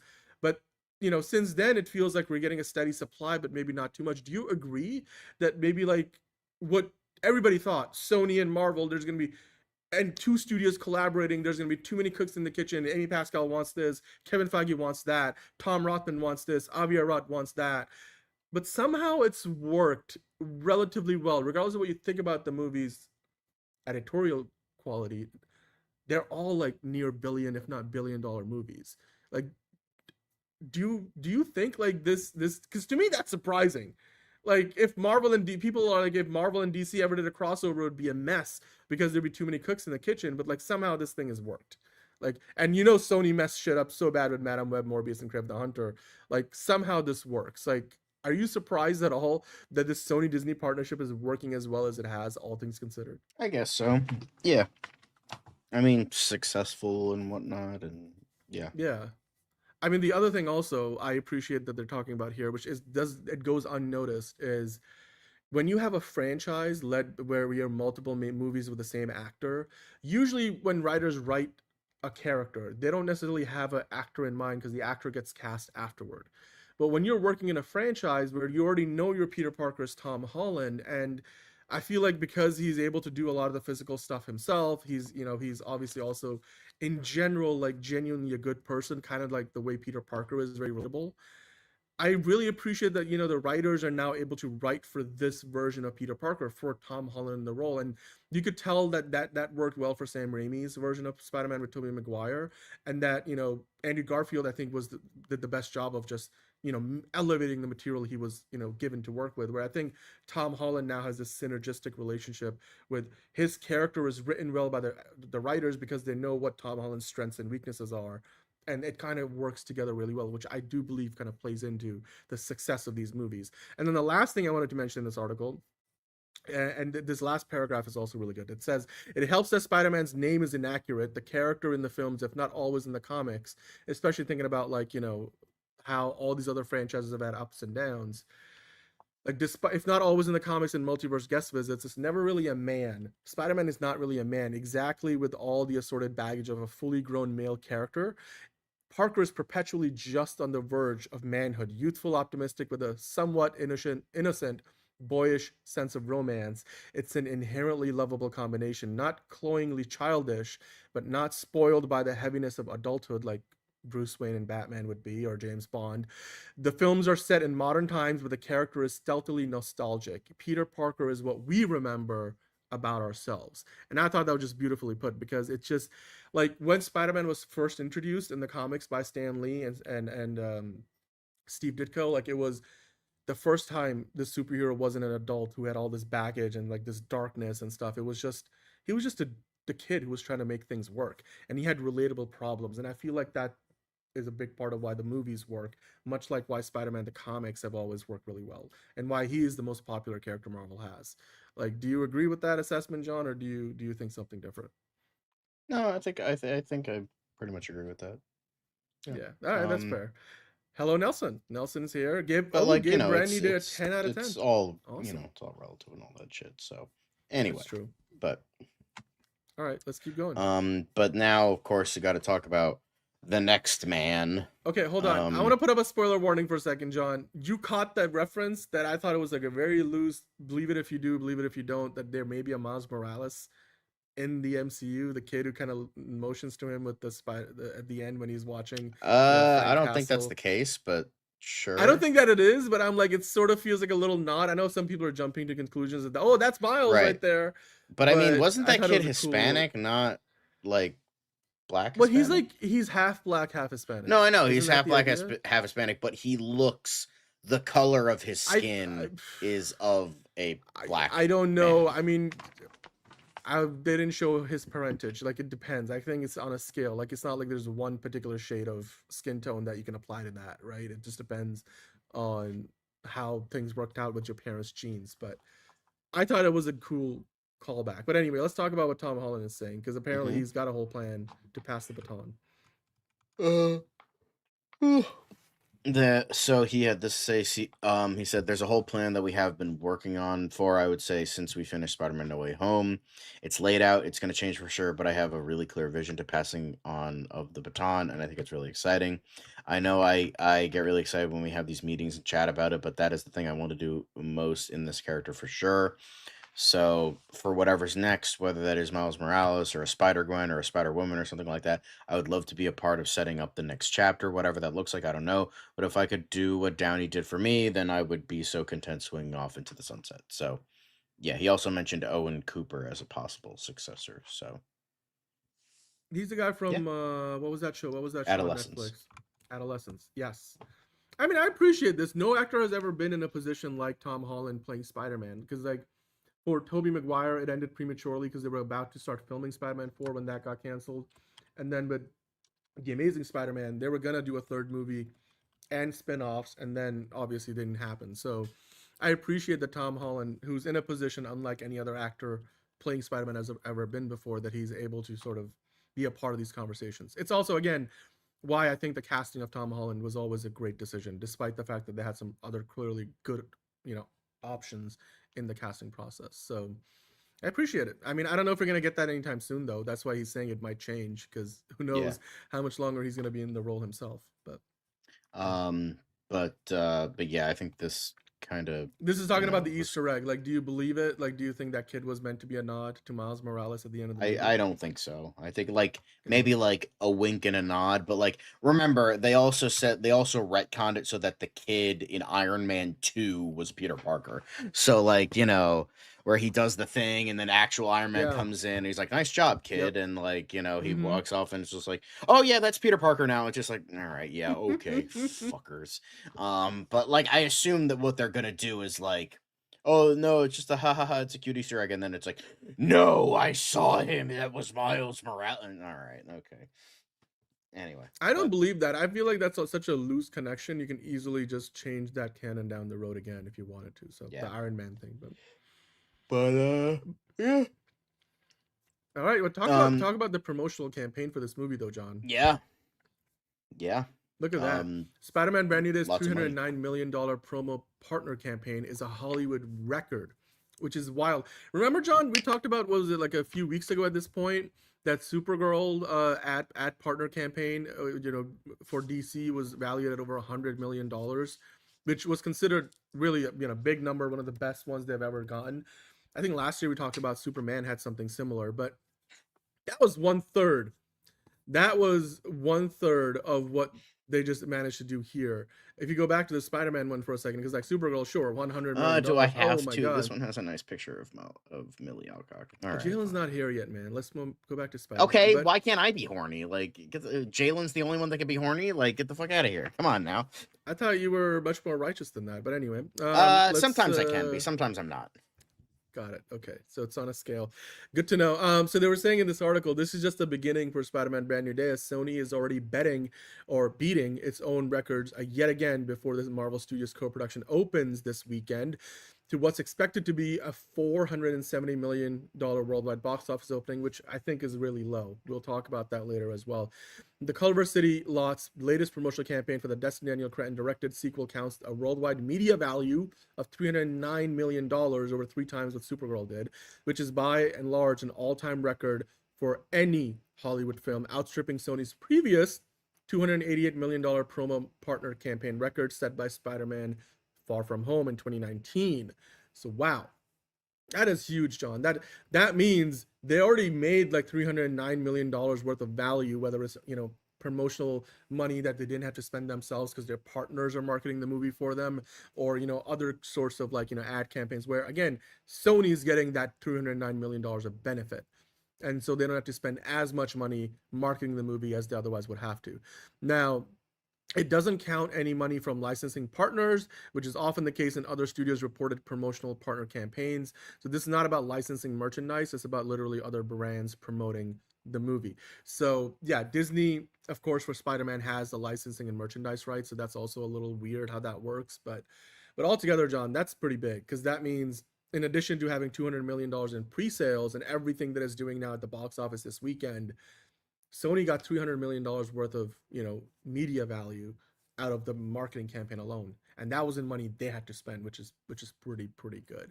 I think that's fantastic, amazing, spectacular even. So now let's talk about the box office. Let's talk about the box office for this movie, John. I think the box office has been impressive each and every day we have talked about it. Spider-Man Brand New Day has now scored the highest grossing opening day in the history at the Spanish box office, and it started yesterday, surpassing, John, it beat Avengers Endgame's opening day at the Spanish box office, and that's not the first place we're going to see that. That's not huge. all. Apparently, Yeah, Mexico did the same. Too. Yeah, in Mexico they broke their Avengers Endgame record as well. That's so again. But I that's mean, it's not all. Just in the U.S. Keep going, John. The highest grossing previews in American box office history with $65 to $75 million, beating Avengers Endgame, ending a Hollywood legend that big movies need IMAX and making audiences try premium formats that never experienced before. Well, it depends on the movie. Audience for Odyssey, that kind of matters, but obviously, but that was the whole thing. The Odyssey singularly marketed itself as like, we are IMAX, and IMAX is the Odyssey. So like, but like it with Spider-Man Brand New Day, to put it into context, Avengers Endgame, the second highest grossing movie of all time, at one point was the highest grossing movie of all time. Spider-Man Brand New Day just made more money in America at the American box office in just previews alone. That's like going into Friday. We're not even counting any Friday numbers that haven't come in yet. It made anywhere between 65 to 75 million, which beats Avengers Endgame. And Avengers Endgame had a $1.2 billion opening weekend. This, to me, is one of the clearest signs that some of the predictions we have seen for the opening weekend box office, under 500 million worldwide, is a low number.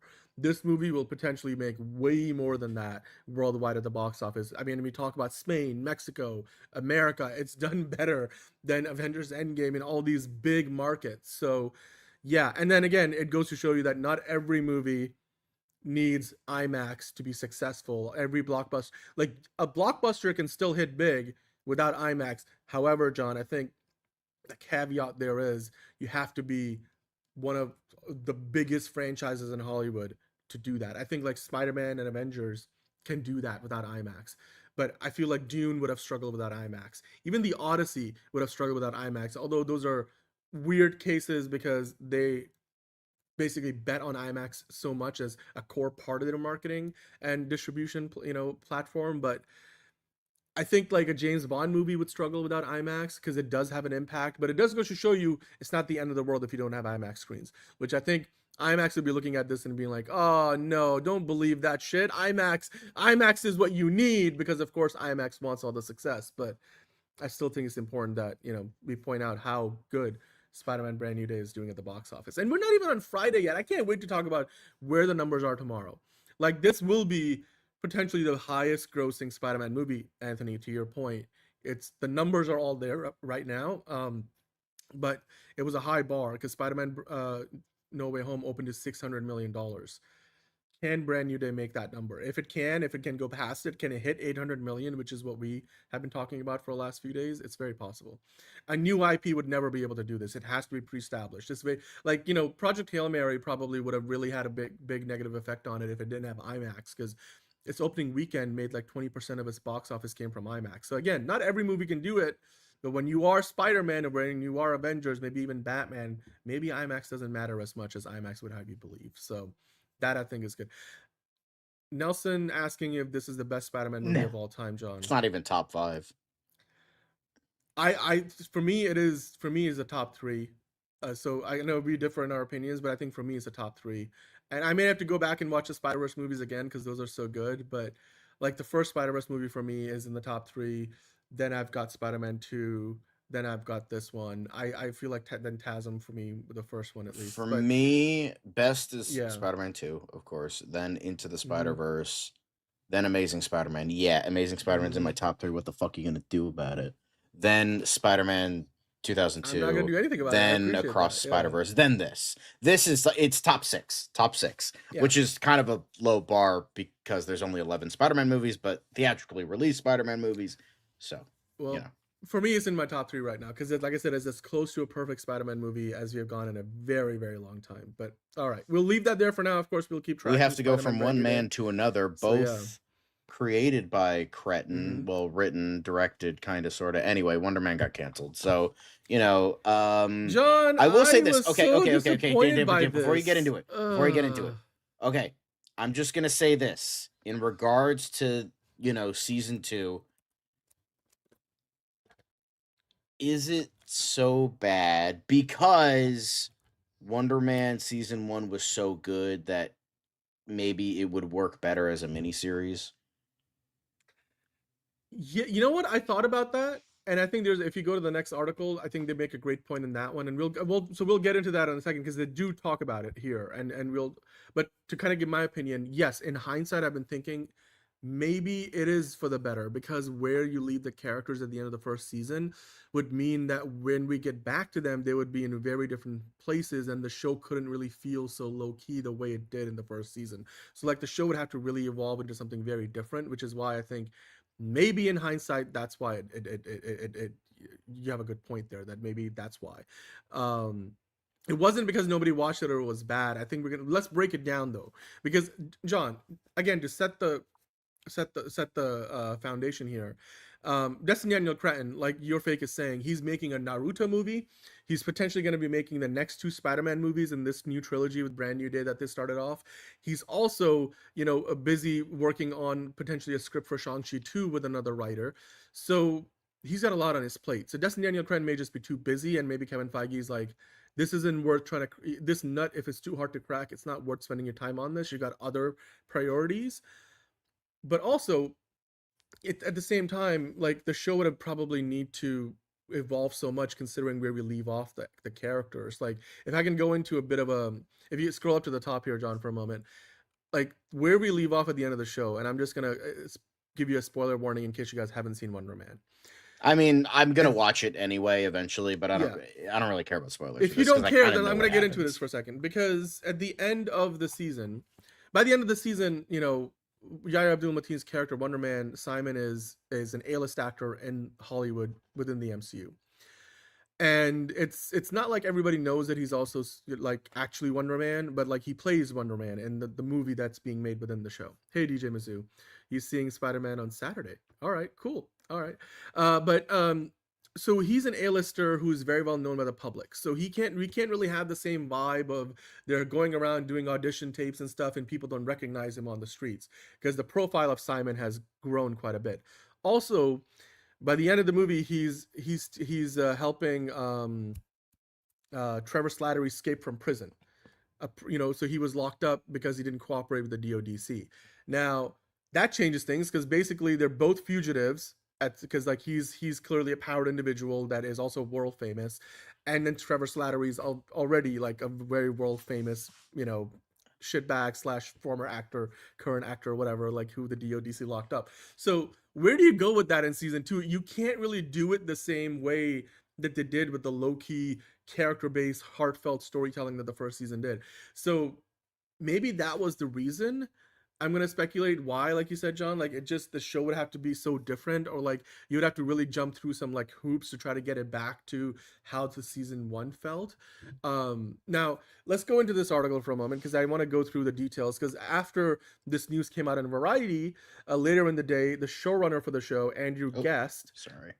you're gonna just scroll down on this article. Andrew Guest actually right at the very top posted on his social media on Instagram saying Marvel has canceled Wonder Man. So he acknowledged it, saying, "So proud of the new of the show we made. So grateful to have worked with Destin Daniel Cretton, Yahya Abdul-Mateen, and Sir Ben Kingsley. What an actor! He always loved Sir Ben Kingsley." But he went on to say, "I want to thank everyone who watched and all the critics who supported us." So it looks like he also just found out recently. Now, what Variety said, John, in their article was that a writer's room for season 2 was never opened, and the show's writers have now been released to pursue other projects. So, their contracts, they've been let go from them, and they're like, you guys go get other jobs. This isn't happening. Now, Yahya Abdul-Mateen is currently nominated for, an acting Emmy for the outstanding lead actor in a comedy series. So I want to before we get into the rest of the article, I want to quickly point out something. The fact that Disney submitted Yahya Abdul-Mateen II for an Emmy, for outstanding lead actor in a comedy series rather than in a limited series tells me one thing. This is something that happened. This news is something that developed recently.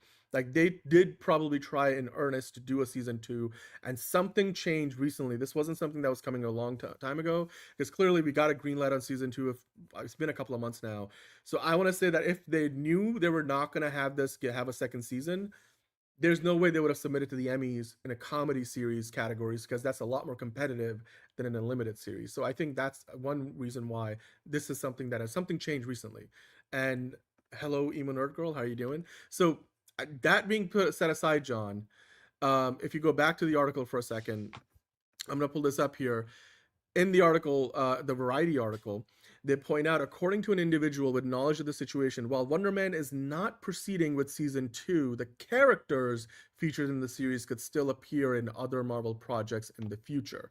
So with that in mind, I'm going to ask you the question, John. Do you think really what must have happened is that Destin Daniel Cretton, Andrew Guest sat down and they just couldn't figure out how to continue the show in a way that, either worked to the standard they held themselves to for the first season, or maybe, like I was saying, like the show would have changed so much given where the characters we leave off at the end of season 1, that season 2 wouldn't really have the same feel that people loved about the first season. That's entirely possible, because it was just kind of general, like, oh, we're working on it, but like not being specific about it. So it's entirely possible they're like, you know what, just end it. Like, I wish there was more like, but the vibe I'm getting is like the way Andrew Guest said it on Instagram. It's like Marvel canceled us. It's not like he didn't say we decided that we couldn't really move on with a better product and make it bigger and better than season 1. It was specifically Marvel canceled us. So maybe Cretton went behind his back and was like, we can't figure anything out for season 2. I'm busy. Let's just move on. I wouldn't say Destin Daniel. But I don't think he would do that. That's the thing. I don't think he would do that. So it's entirely possible that they couldn't figure it out. And maybe it was like, they didn't say anything directly. Marvel kind of saw the writing on the wall and they're like, let's cancel it. He's busy. Andrew Guest, maybe he's doing other shit. So I think like at that point, we're just like Marvel just saw from afar and they're like, let's. Yeah. I mean, I kind of feel sad that this isn't going to have another season, but the fact that we're probably going to see them, because they do talk about like it's very possible, like according to one insider, that Wonder Man and Trevor Slattery will show up elsewhere in the MCU. Do you care to speculate where that might be? Because Secret Wars. I want to see more of these guys. Like Trevor Slattery. I don't think that's gonna be. Wouldn't it be wonderful if Trevor Slattery made it onto Battleworld? Like that would be fantastic. What am I doing here? I would love that. I'm Trevor Slattery. I don't. Or like he actually plays like, because I know they have a different guy. Tony Leung played Mandarin in the MCU now in Shang-Chi, but I mean, I guess Trevor Slattery was in Shang-Chi, so anyway, I would love to see more from these guys though. It's Destin Daniel Cretton is very busy. I would hate it if the reason why this got canceled is because Destin Daniel Cretton, they want him to focus on the movies, because I genuinely thought this was one of the best shows that Marvel has put up on Disney Plus ever. And it does work well as a limited series, it really does. But it also means, John, that outside of Loki and Daredevil Born Again, none of the other Marvel shows have ever gotten a second season, which is kind of worrying because it clearly shows their strategy has not really worked well. Although, and you look at the viewership, Wonder Man only cracked the Nielsen top 10 like once in one, or for like 1 week. And Daredevil Born Again hasn't really cracked the Nielsen ratings very often either. But clearly with Daredevil, they've got like a seasonal plan, and it just feels like this was really meant to work as a mini series. And when they thought they had ideas for a second season, they gave it a green light. But maybe that was premature. Maybe they should have just waited and They were just too not rash told us with it, anything. which, like, yeah, I definitely see that. So No, I have and I seen refuse Spider-Man to Lotus. because no. I have seen Spider-Man Lotus, and I know you guys keep asking about it. It is fucking terrible, and it does not deserve to be watched. Don't watch it. And it was a waste of my And time. the people behind it are fucking racist, so there's that too. That too. So Now speaking of racist. Although speaking of fucking, fuck Doom, the villain. No, I'm just kidding. But okay, we're gonna put up the spoiler warning here because somebody just put out a full ass plot leak. A full from ass? Is it Avengers Robert Downey Doomsday. Jr.'s ass? Anyway. No, John, it's from the asshole, the Schwartz saga. But basically the whole leak is on Reddit. So thanks, buyer Reddit. beware. We did it, Reddit. Buyer beware. We're gonna go through just a little bit of a high level summary breakdown of this. So just and then again, how true this all is, who knows? But John, let's talk about like some of what apparently the leak includes. No, even abortions mean more to society than Spider-Man Lotus. Like, honestly, like, yeah. Anyway, assuming this is accurate, be warned of major, and we do mean major spoilers from this point on.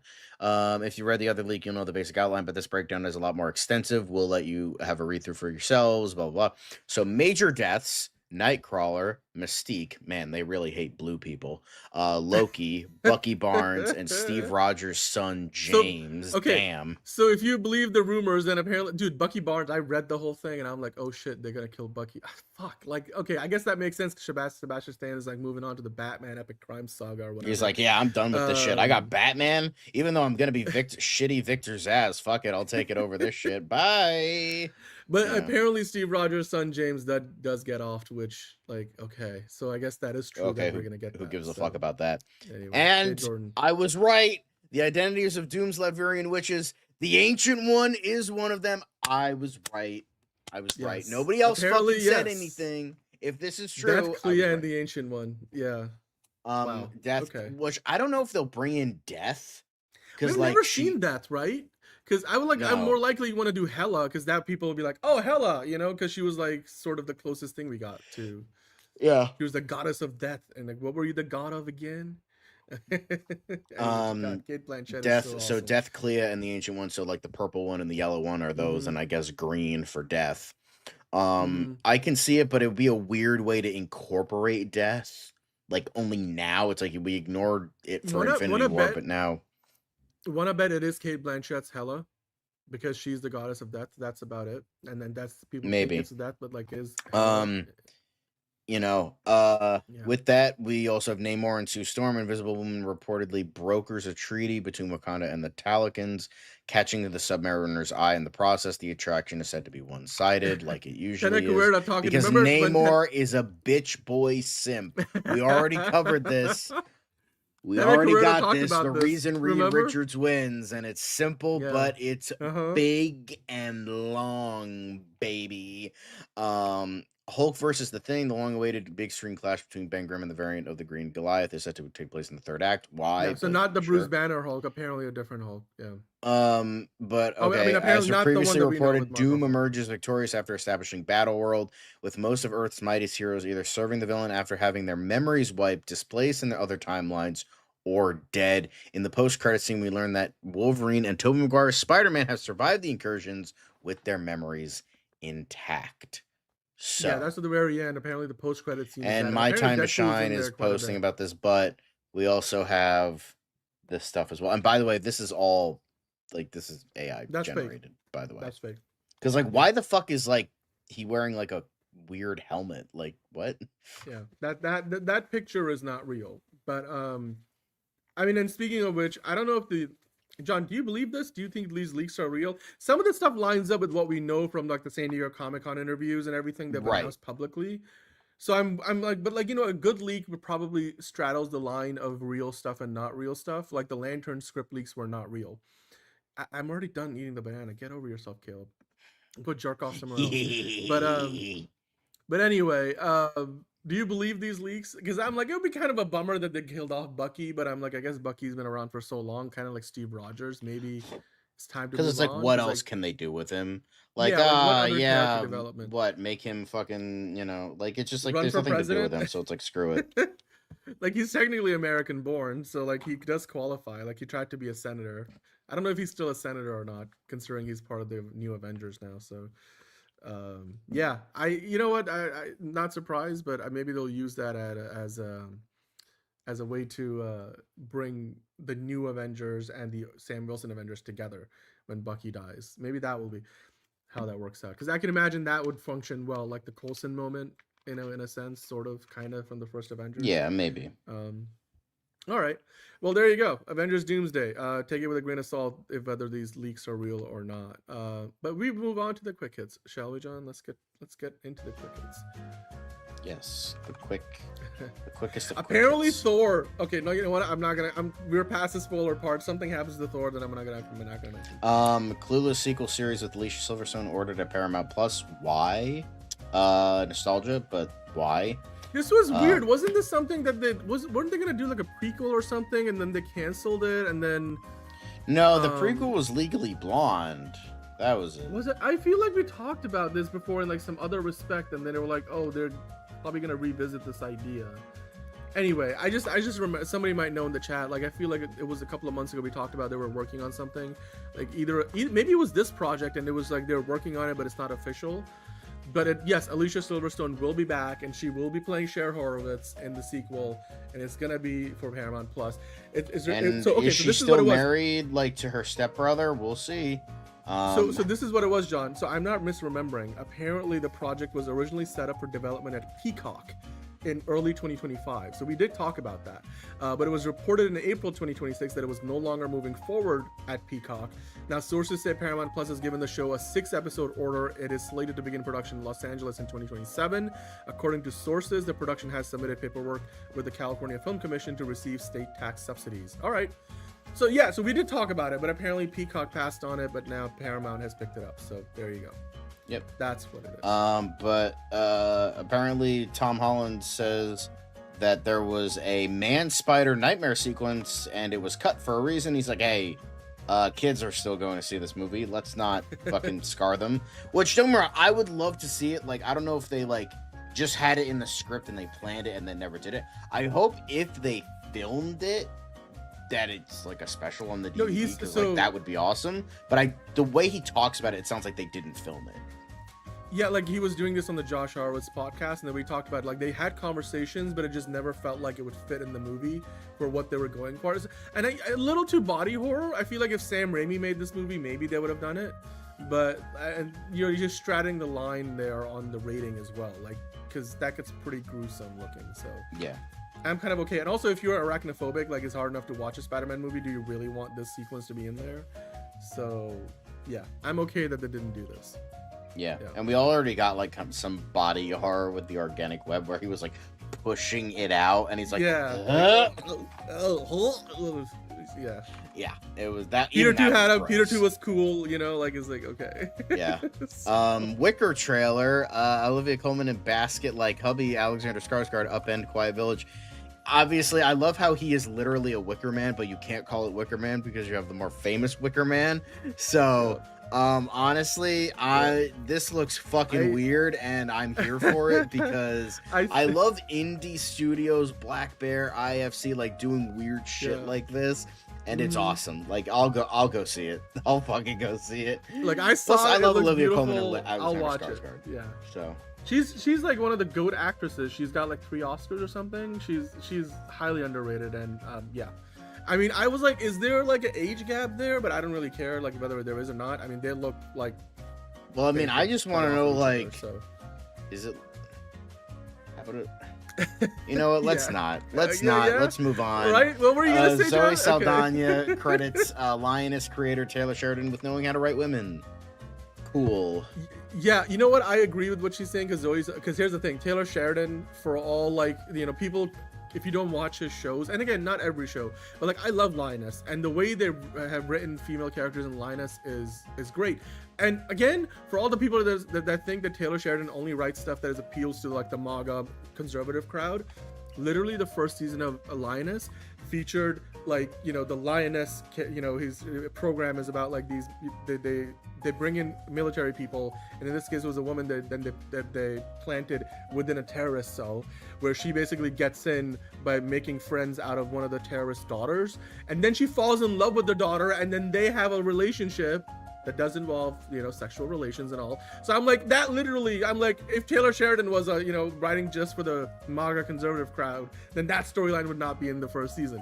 So I love Taylor Sheridan's work overall. Or it could be just like, well, we like lesbians because they're hot, and like that's kind of it. I don't think that's what it is, because it wasn't like it was to the detriment of the show. Like it wasn't like they overly sexualized the show. Like it's a very complicated story. Like if you watch it, it's very well written and very nuanced.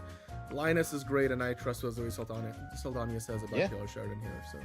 So, Walking Dead franchise rights renewed by Netflix in 5-year, $500 million co-exclusive deal with AMC Global Media. Great. Yeah, I'm not sure how I feel about this, but dude, like they have like 6 spin-offs and the original show. Now those shows have always been on Netflix since 2011, so. But this is a co-exclusive deal, which means that all of these shows will still be able to be on AMC Plus, which I don't think Netflix cares, because AMC Plus is like tiny compared to Netflix in terms of subscribers. But for AMC, this is huge, because they just were like, our earnings projections just went way up, because this thing probably saved the franchise for us, where Netflix is like, we're gonna keep The Walking Dead on the streaming service. And apparently this also adds it into multiple countries internationally, because before it was only in the US, and now I feel like I saw there was a couple of countries in Europe and other parts of the world where Netflix will also have The Walking Dead. So I mean, honestly, I feel like this franchise needs to die like a lot of you guys and then go away for a while, but with $500 million, I'm pretty sure that's not gonna happen anytime soon. So yeah. Anyway, but next up, The Odyssey has officially surpassed Oppenheimer yesterday, becoming Christopher Nolan's highest-grossing non-Batman film ever. 330 million domestic. Don't bet against Nolan, baby. Yep. Don't bet against Don't Nolan. It's projected to make 1.5 billion potentially, John. That's how far up we are on this now. I actually have this video. So let me see if I can find it. But it's essentially, just kind of adding to the negativity of the world, and it's like, bro, guys, come on, what are we doing? What are we doing? Spider-Man and Batman teamed up. Oh yeah, that'd be If it was OD. me and Rob versus David, That'd be OD. I think we could beat him. I don't know. I think we could beat him. They're I don't both know how super helpful Rob would be in that. I love Rob to death. But what's that? Because it's just like, realistically, what would happen, it would be like Superman and Spider-Man being like, new friends, and then Batman being like, oh yeah, sure, I guess. And like, that's essentially what would actually happen. But if you're setting it up that they fight, it would really be Superman versus Spider-Man, and Batman's off in the corner somewhere, like the fucking emo virgin he fucking is, singing Nirvana. Now, if we're talking Ben Affleck's Batman, no, fucking David is like decapitated by the end of it. 110%, like not even close. But if we're talking fucking R-Pats, yeah, bro, that bitch boy ain't fucking doing shit to Superman. Like that, he would be like, blow the freeze breath at him and be like, Alfred, come pick me up.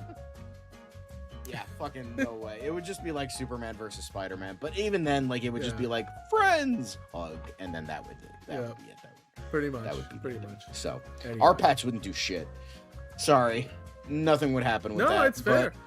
It's fair. Apparently, Disney is selling A&E Global Media stake to Hearst in $1 billion deal. So A&E owns the A&E network. They own the History Channel. They own Lifetime. Hearst and Disney, it was a co-production venture. So basically they own 50% of the company each. And they were looking to sell for a while, even when Bob Iger was here. And apparently like Roku and Starz had kicked the tires on it. But at the end, Hearst Media ended up buying the rest of the stake from Disney. So now they're going to own it wholesale.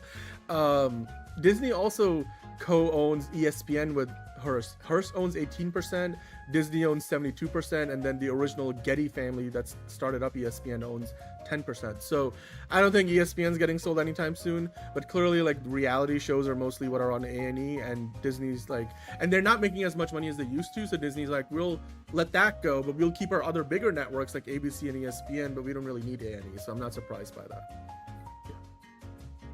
Yeah, they will still continue to produce stuff. I mean, they make a lot of Lifetime movies in Connecticut, John. A&E has a post-production facility in Stamford, Connecticut.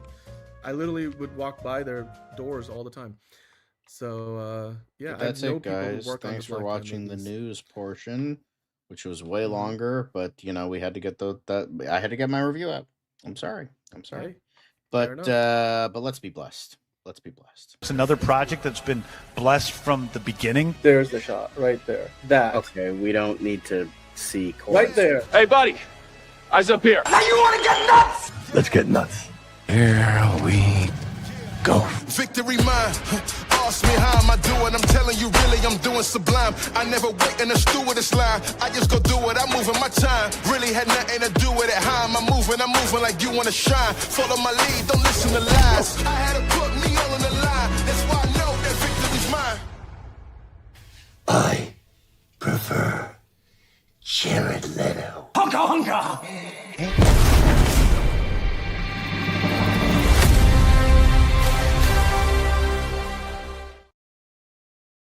All right, welcome on in to another episode of DCU Daily. If you've been watching along for the news section, then of course, thank you for sticking around with us. We got a lot, relatively speaking, to get into. We have some quick hits today. We got some little more Lantern stuff. Tom Holland makes an appearance on the DC side of the show. And then, of course, we'll talk about the Batman Part 2. We have some updates from the filming that is going on in the UK right now. So, especially with regards to a very specific location and what it means for the future of the franchise as well as the upcoming sequel. So, with me, of course, John, what are you most excited to talk about? I mean, you know,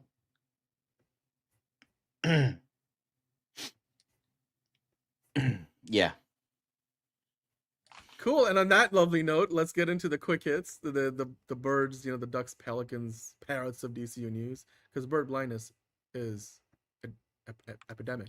But apparently, they released, apparently Fandango and Supergirl released a deleted scene showcasing the relationship between Ruthie and her brother, which is kind of I mean, God, you couldn't even fucking have a real fruit anyway. Yeah, well, because the alien is eating, it's probably easier to just, and then she does the thing, which I'm sure would look better if they actually made the alien. Yeah, but like honestly, this is look. There's a fake sun in the background. Yeah, honestly, it's like kind of a decent scene because it's just like it helps like characterize Ruthie a little bit better as well as the relationship with her family. So like when Krem does kill them, we actually feel it. So like, I mean, this was like early VFX. Dude, this honestly, isn't finished. These aren't the finished VFX, but like I went into I saw this today, and this is what I said. Why wasn't this in the movie? Why the hell was this a deleted scene? Because this is the exact kind of shit, because it starts off with her and her brother, like, and shows their dynamic, which again gives the weight of when the brother gets killed a lot, you know, more significance. And then it leads into the family sitting down for dinner and stuff, and you really get to see the family and who Ruthie was before everything went sideways. And it kind of, this is an extended version of what we got in the movie, where they cut out most of this family stuff and cut right to the part where they were, you know, inside talking about how Krem's gonna be here and Krem's ship arrives. I'm like, this scene, we needed more of this stuff. removing scenes like this is why Supergirl was a mediocre movie, because this is the kind of thing that would have made it better, help with the pacing. It would have given us more of a look into the characters, why we should care about Ruthie, why she is so traumatized that they killed her family, and you get to see them just being normal people for once. So, like, you know, like this should have been in the film, John. Like, do you agree with me? Because I feel like this should have been in the movie. This should have been in the movie. Like, it's so ridiculous that it's just like, I don't know if this was in the fucking Craig Gillespie cut, but it just like, why the fuck was this not in the movie? It makes you wonder, really, you know, like how much other stuff they cut from the Supergirl like montage stuff on Argo City, right? Because I'm like, go ahead. Sorry, you were saying like no. Like, I agree. It's just like, how much did they fucking cut? Like, I would have loved to have seen stuff like this. Like, this would have, like, even as someone who really liked the movie, like, I really enjoyed it. Like, again, it's just like Millie Alcock and fucking Jason Momoa definitely carried the movie. But it's just like, yeah, it would have been, this would have meant something, like, a little bit more. Like, we would have had a characterization for Ruthie. It gives us more like, depth. it's so weird. Like, I don't know why they cut this scene, and I feel like this probably is not the only one. They probably cut multiple other scenes like this at this rate, because this, again, and probably some that are not better going to get released on like a DVD or whatever. Yeah, because they don't want us to know that, you know, they cut that shit out, because we'd be wondering. Now, to Caleb's point, Caleb, you're missing the point. It's not about practical versus CGI, motherfucker. It's about the fact that it's a scene that gave us more depth to the characters, and it's a lot of pre-wiz. There's a lot more VFX that are not practically done, that are done digitally, that you probably never noticed in a bunch of other movies, where you only would have noticed if you only saw them with previous passes of VFX on them. It's not about the VFX, it's about the characters. And the fact that this scene wasn't included is a shame. It's a shame. They cut it probably for the runtime, Grabil, like you're saying, because they wanted to get to the action and the Supergirl being drunk part sooner. This would have given Ruthie more of, like, you know, empathy from the audience. I think this was a great scene. They should have kept it in. I wonder, you know, if like you said, the Craig Gillespie cut has this. Probably not, but like, I don't know. Like, I don't know. I thought this movie would have been a lot better if it had more scenes like this. So, but although, speaking of, you know, more, too bad Jalen isn't here.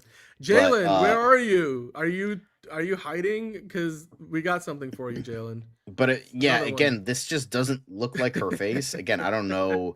It's just like maybe like a bad like lighting, but it's just like she looks gaunt. Like, it just doesn't look right. John, like I said, it's probably just the lens they're using. There's a little bit of distortion going on here, if anything. It is her. This is not CGI. This is 100% her. It just doesn't look like her right now. So yeah, exactly. My favorite GIF right now for Grabil. I believe you. There was another one on yesterday's show, but let's keep going. Excellent I love how this one said, "Can't wait for this to come out. It'll make $1 billion." Yeah, okay. Again, I feel sad for this movie not doing any better, because again, they clearly fucked it up so much. Like, Millie Alcock deserves so much more and so much better. But hey, let's talk about how much Kyle Chandler loves his Green Lantern suit, John. In the Green Lantern suit, just, I guess, walk me through just that first day in character, in costume. What was that, you know, that day like? It was hot. Right? I mean, you was in the suit. Not first day. The costumes were awesome. I loved my costume. As soon as I got it on, I fit into it. And I was dirty. I was disheveled. It fit the whole character right off the bat. You know, you smell the alcohol on him. You could, you know, cigar smoke, and off he was doing his stuff. That's how I was thinking about it. Like, listen back to like when he's sort of like not into it. He's like, oh shit, I wasn't supposed to mention that. Oh! Yeah, and then like, you know, like for you guys in the Green Lantern suit, just, I guess, walk me through just that first day in character, in costume. What was that, you know, that day like? It was hot. Right? I mean, you was in the suit. Not first day. The costumes were awesome. I loved my costume. As soon as I got... Not the first day. Oh no, Jude. Okay, we know now because we know that Aaron Pierre also. We do see the suit with him. The only question is we don't know if they both have the same suit or not. But they did in these interviews, unbeknownst to well, obviously not trying to spoil anything, but apparently Kyle Chandler did kind of let out that yes, indeed, both our boy John Aaron is gonna Pierre- get a suit, which no shit. Yeah, exactly. He's not gonna wear hospital scrubs throughout the whole thing, so yeah. Oh, and But then now, there's a Tom Holland we cameo. talk about Tom Holland on our Pats. Let's A new we're allowed to Batman that's running Which won't adjacent be- to Robert's Batman. I think they're doing a new Batman that's running Which won't adjacent be- to Robert's Batman. Yeah. I think Robert is so good in that role. I love those movies. Matt Reeves. I think he's so good in that role. Yeah, he looks. I mean, you've seen the Odyssey, so you can. I mean, he's but amazing in the Odyssey, dude. What I love about Rob is that he never goes down the middle. Mm-hmm. No, he's fearless. He is super fearless, Yeah. and what he does in the Odyssey is top tier for sure. All right. Cool. Awesome. Now that they've shared the screen together, I guess, he's able to talk about it more. Cool. I mean, he's not saying anything wrong. I kind of can find it weird the way the shot setup is for that podcast. I'm like, were they in the same room or are they just trying to cheat it? But anyway, that's neither here nor there. You know what is here and there? Mostly something is definitely in the way. London. Again, something's in the way. Let's talk about the Batman Part 2. But apparently ScarJo in London Spotted in filming for the London. Batman Part 2. I guess she's done There with she Exorcist is. Martyrs because Apparently, yeah, she's spending some time in the UK. I mean, now they are currently doing a lot of second unit stuff. They've moved from Liverpool to Glasgow, so this doesn't necessarily mean she's right there just to do the Batman Part 2. Maybe there's other things. Maybe she's gonna come back to the US or wherever else before she starts filming. But I believe it because chances are they'll start filming a lot of stuff at the Leavesden Studios, which are right outside London. So that would make sense that she would be hanging out in London. So yeah, and Scarlett Johansson, the latest rumor suggests that she's playing Poison Ivy, which would tie into she's a serial killer who uses chemicals or filming piece of botany to wrapped kill for people, Exorcist, by the way, back in June. Yeah. So obviously she's free. So. Yeah, that makes sense. And then if she is playing Poison Ivy, that would tie into the Poison Ivy TV show too, as well. But that they've announced they're going to be. They haven't announced officially, but it was reported by where she's just a serial killer outlets. who poisons people, and that's it. maybe she could be something more. But John, one more thing that I thought was kind of interesting. The how do you say that? Waddesdon Manor? Waddesdon? Yeah, in Aylesbury. Walk us through this. This was interesting. I don't know if it's tied into Poison Ivy at all. Waddesdon Manor in Aylesbury was shut to visitors from the 17th to the 19th for location filming for a Warner Brothers film. The house and grounds were open again on June 20th and June 21st, but access to the usual visitor route in the house and on the north front, plus the aviary and pleasure gardens, were affected by the film crews on site. Pleasure gardens? What the fuck is that? But anyway, sure.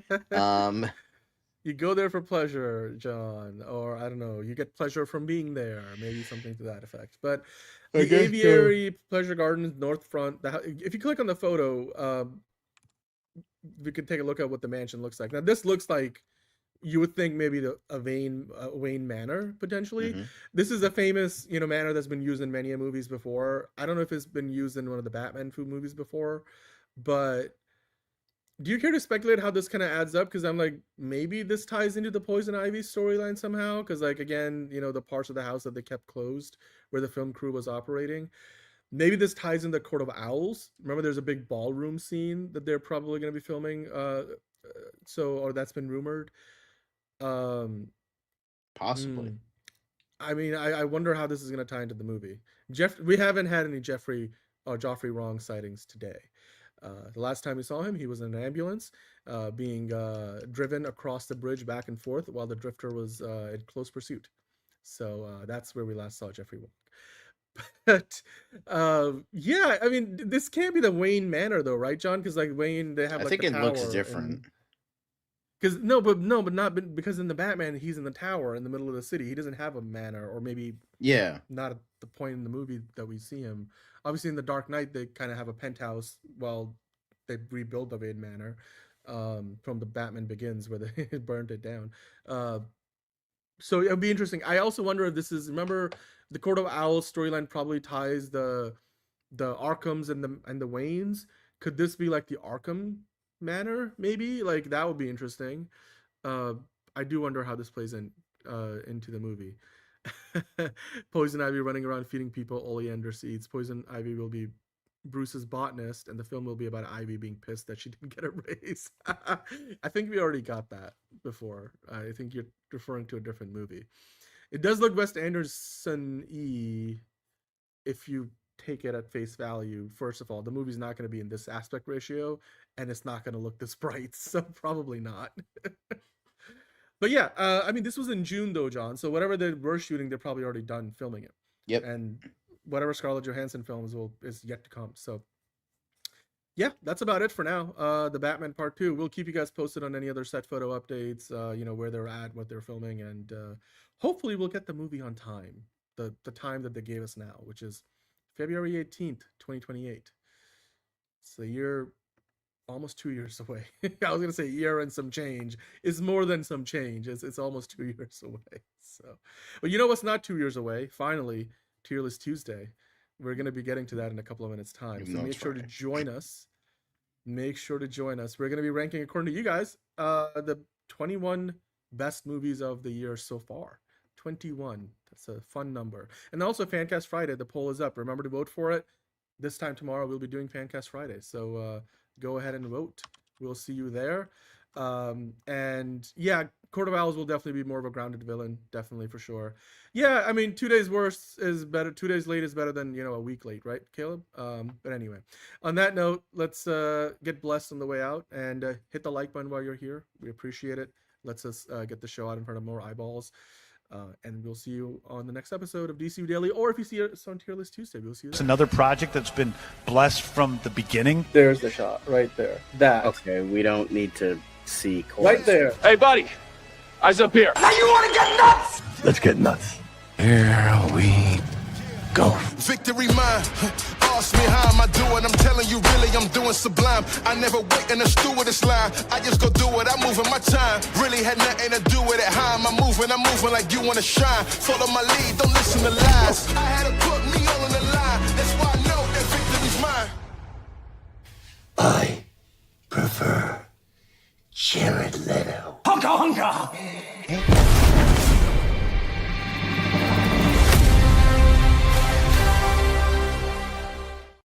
And with this, ladies and gentlemen, fuck Jeff Snyder, David Ellison, and Tom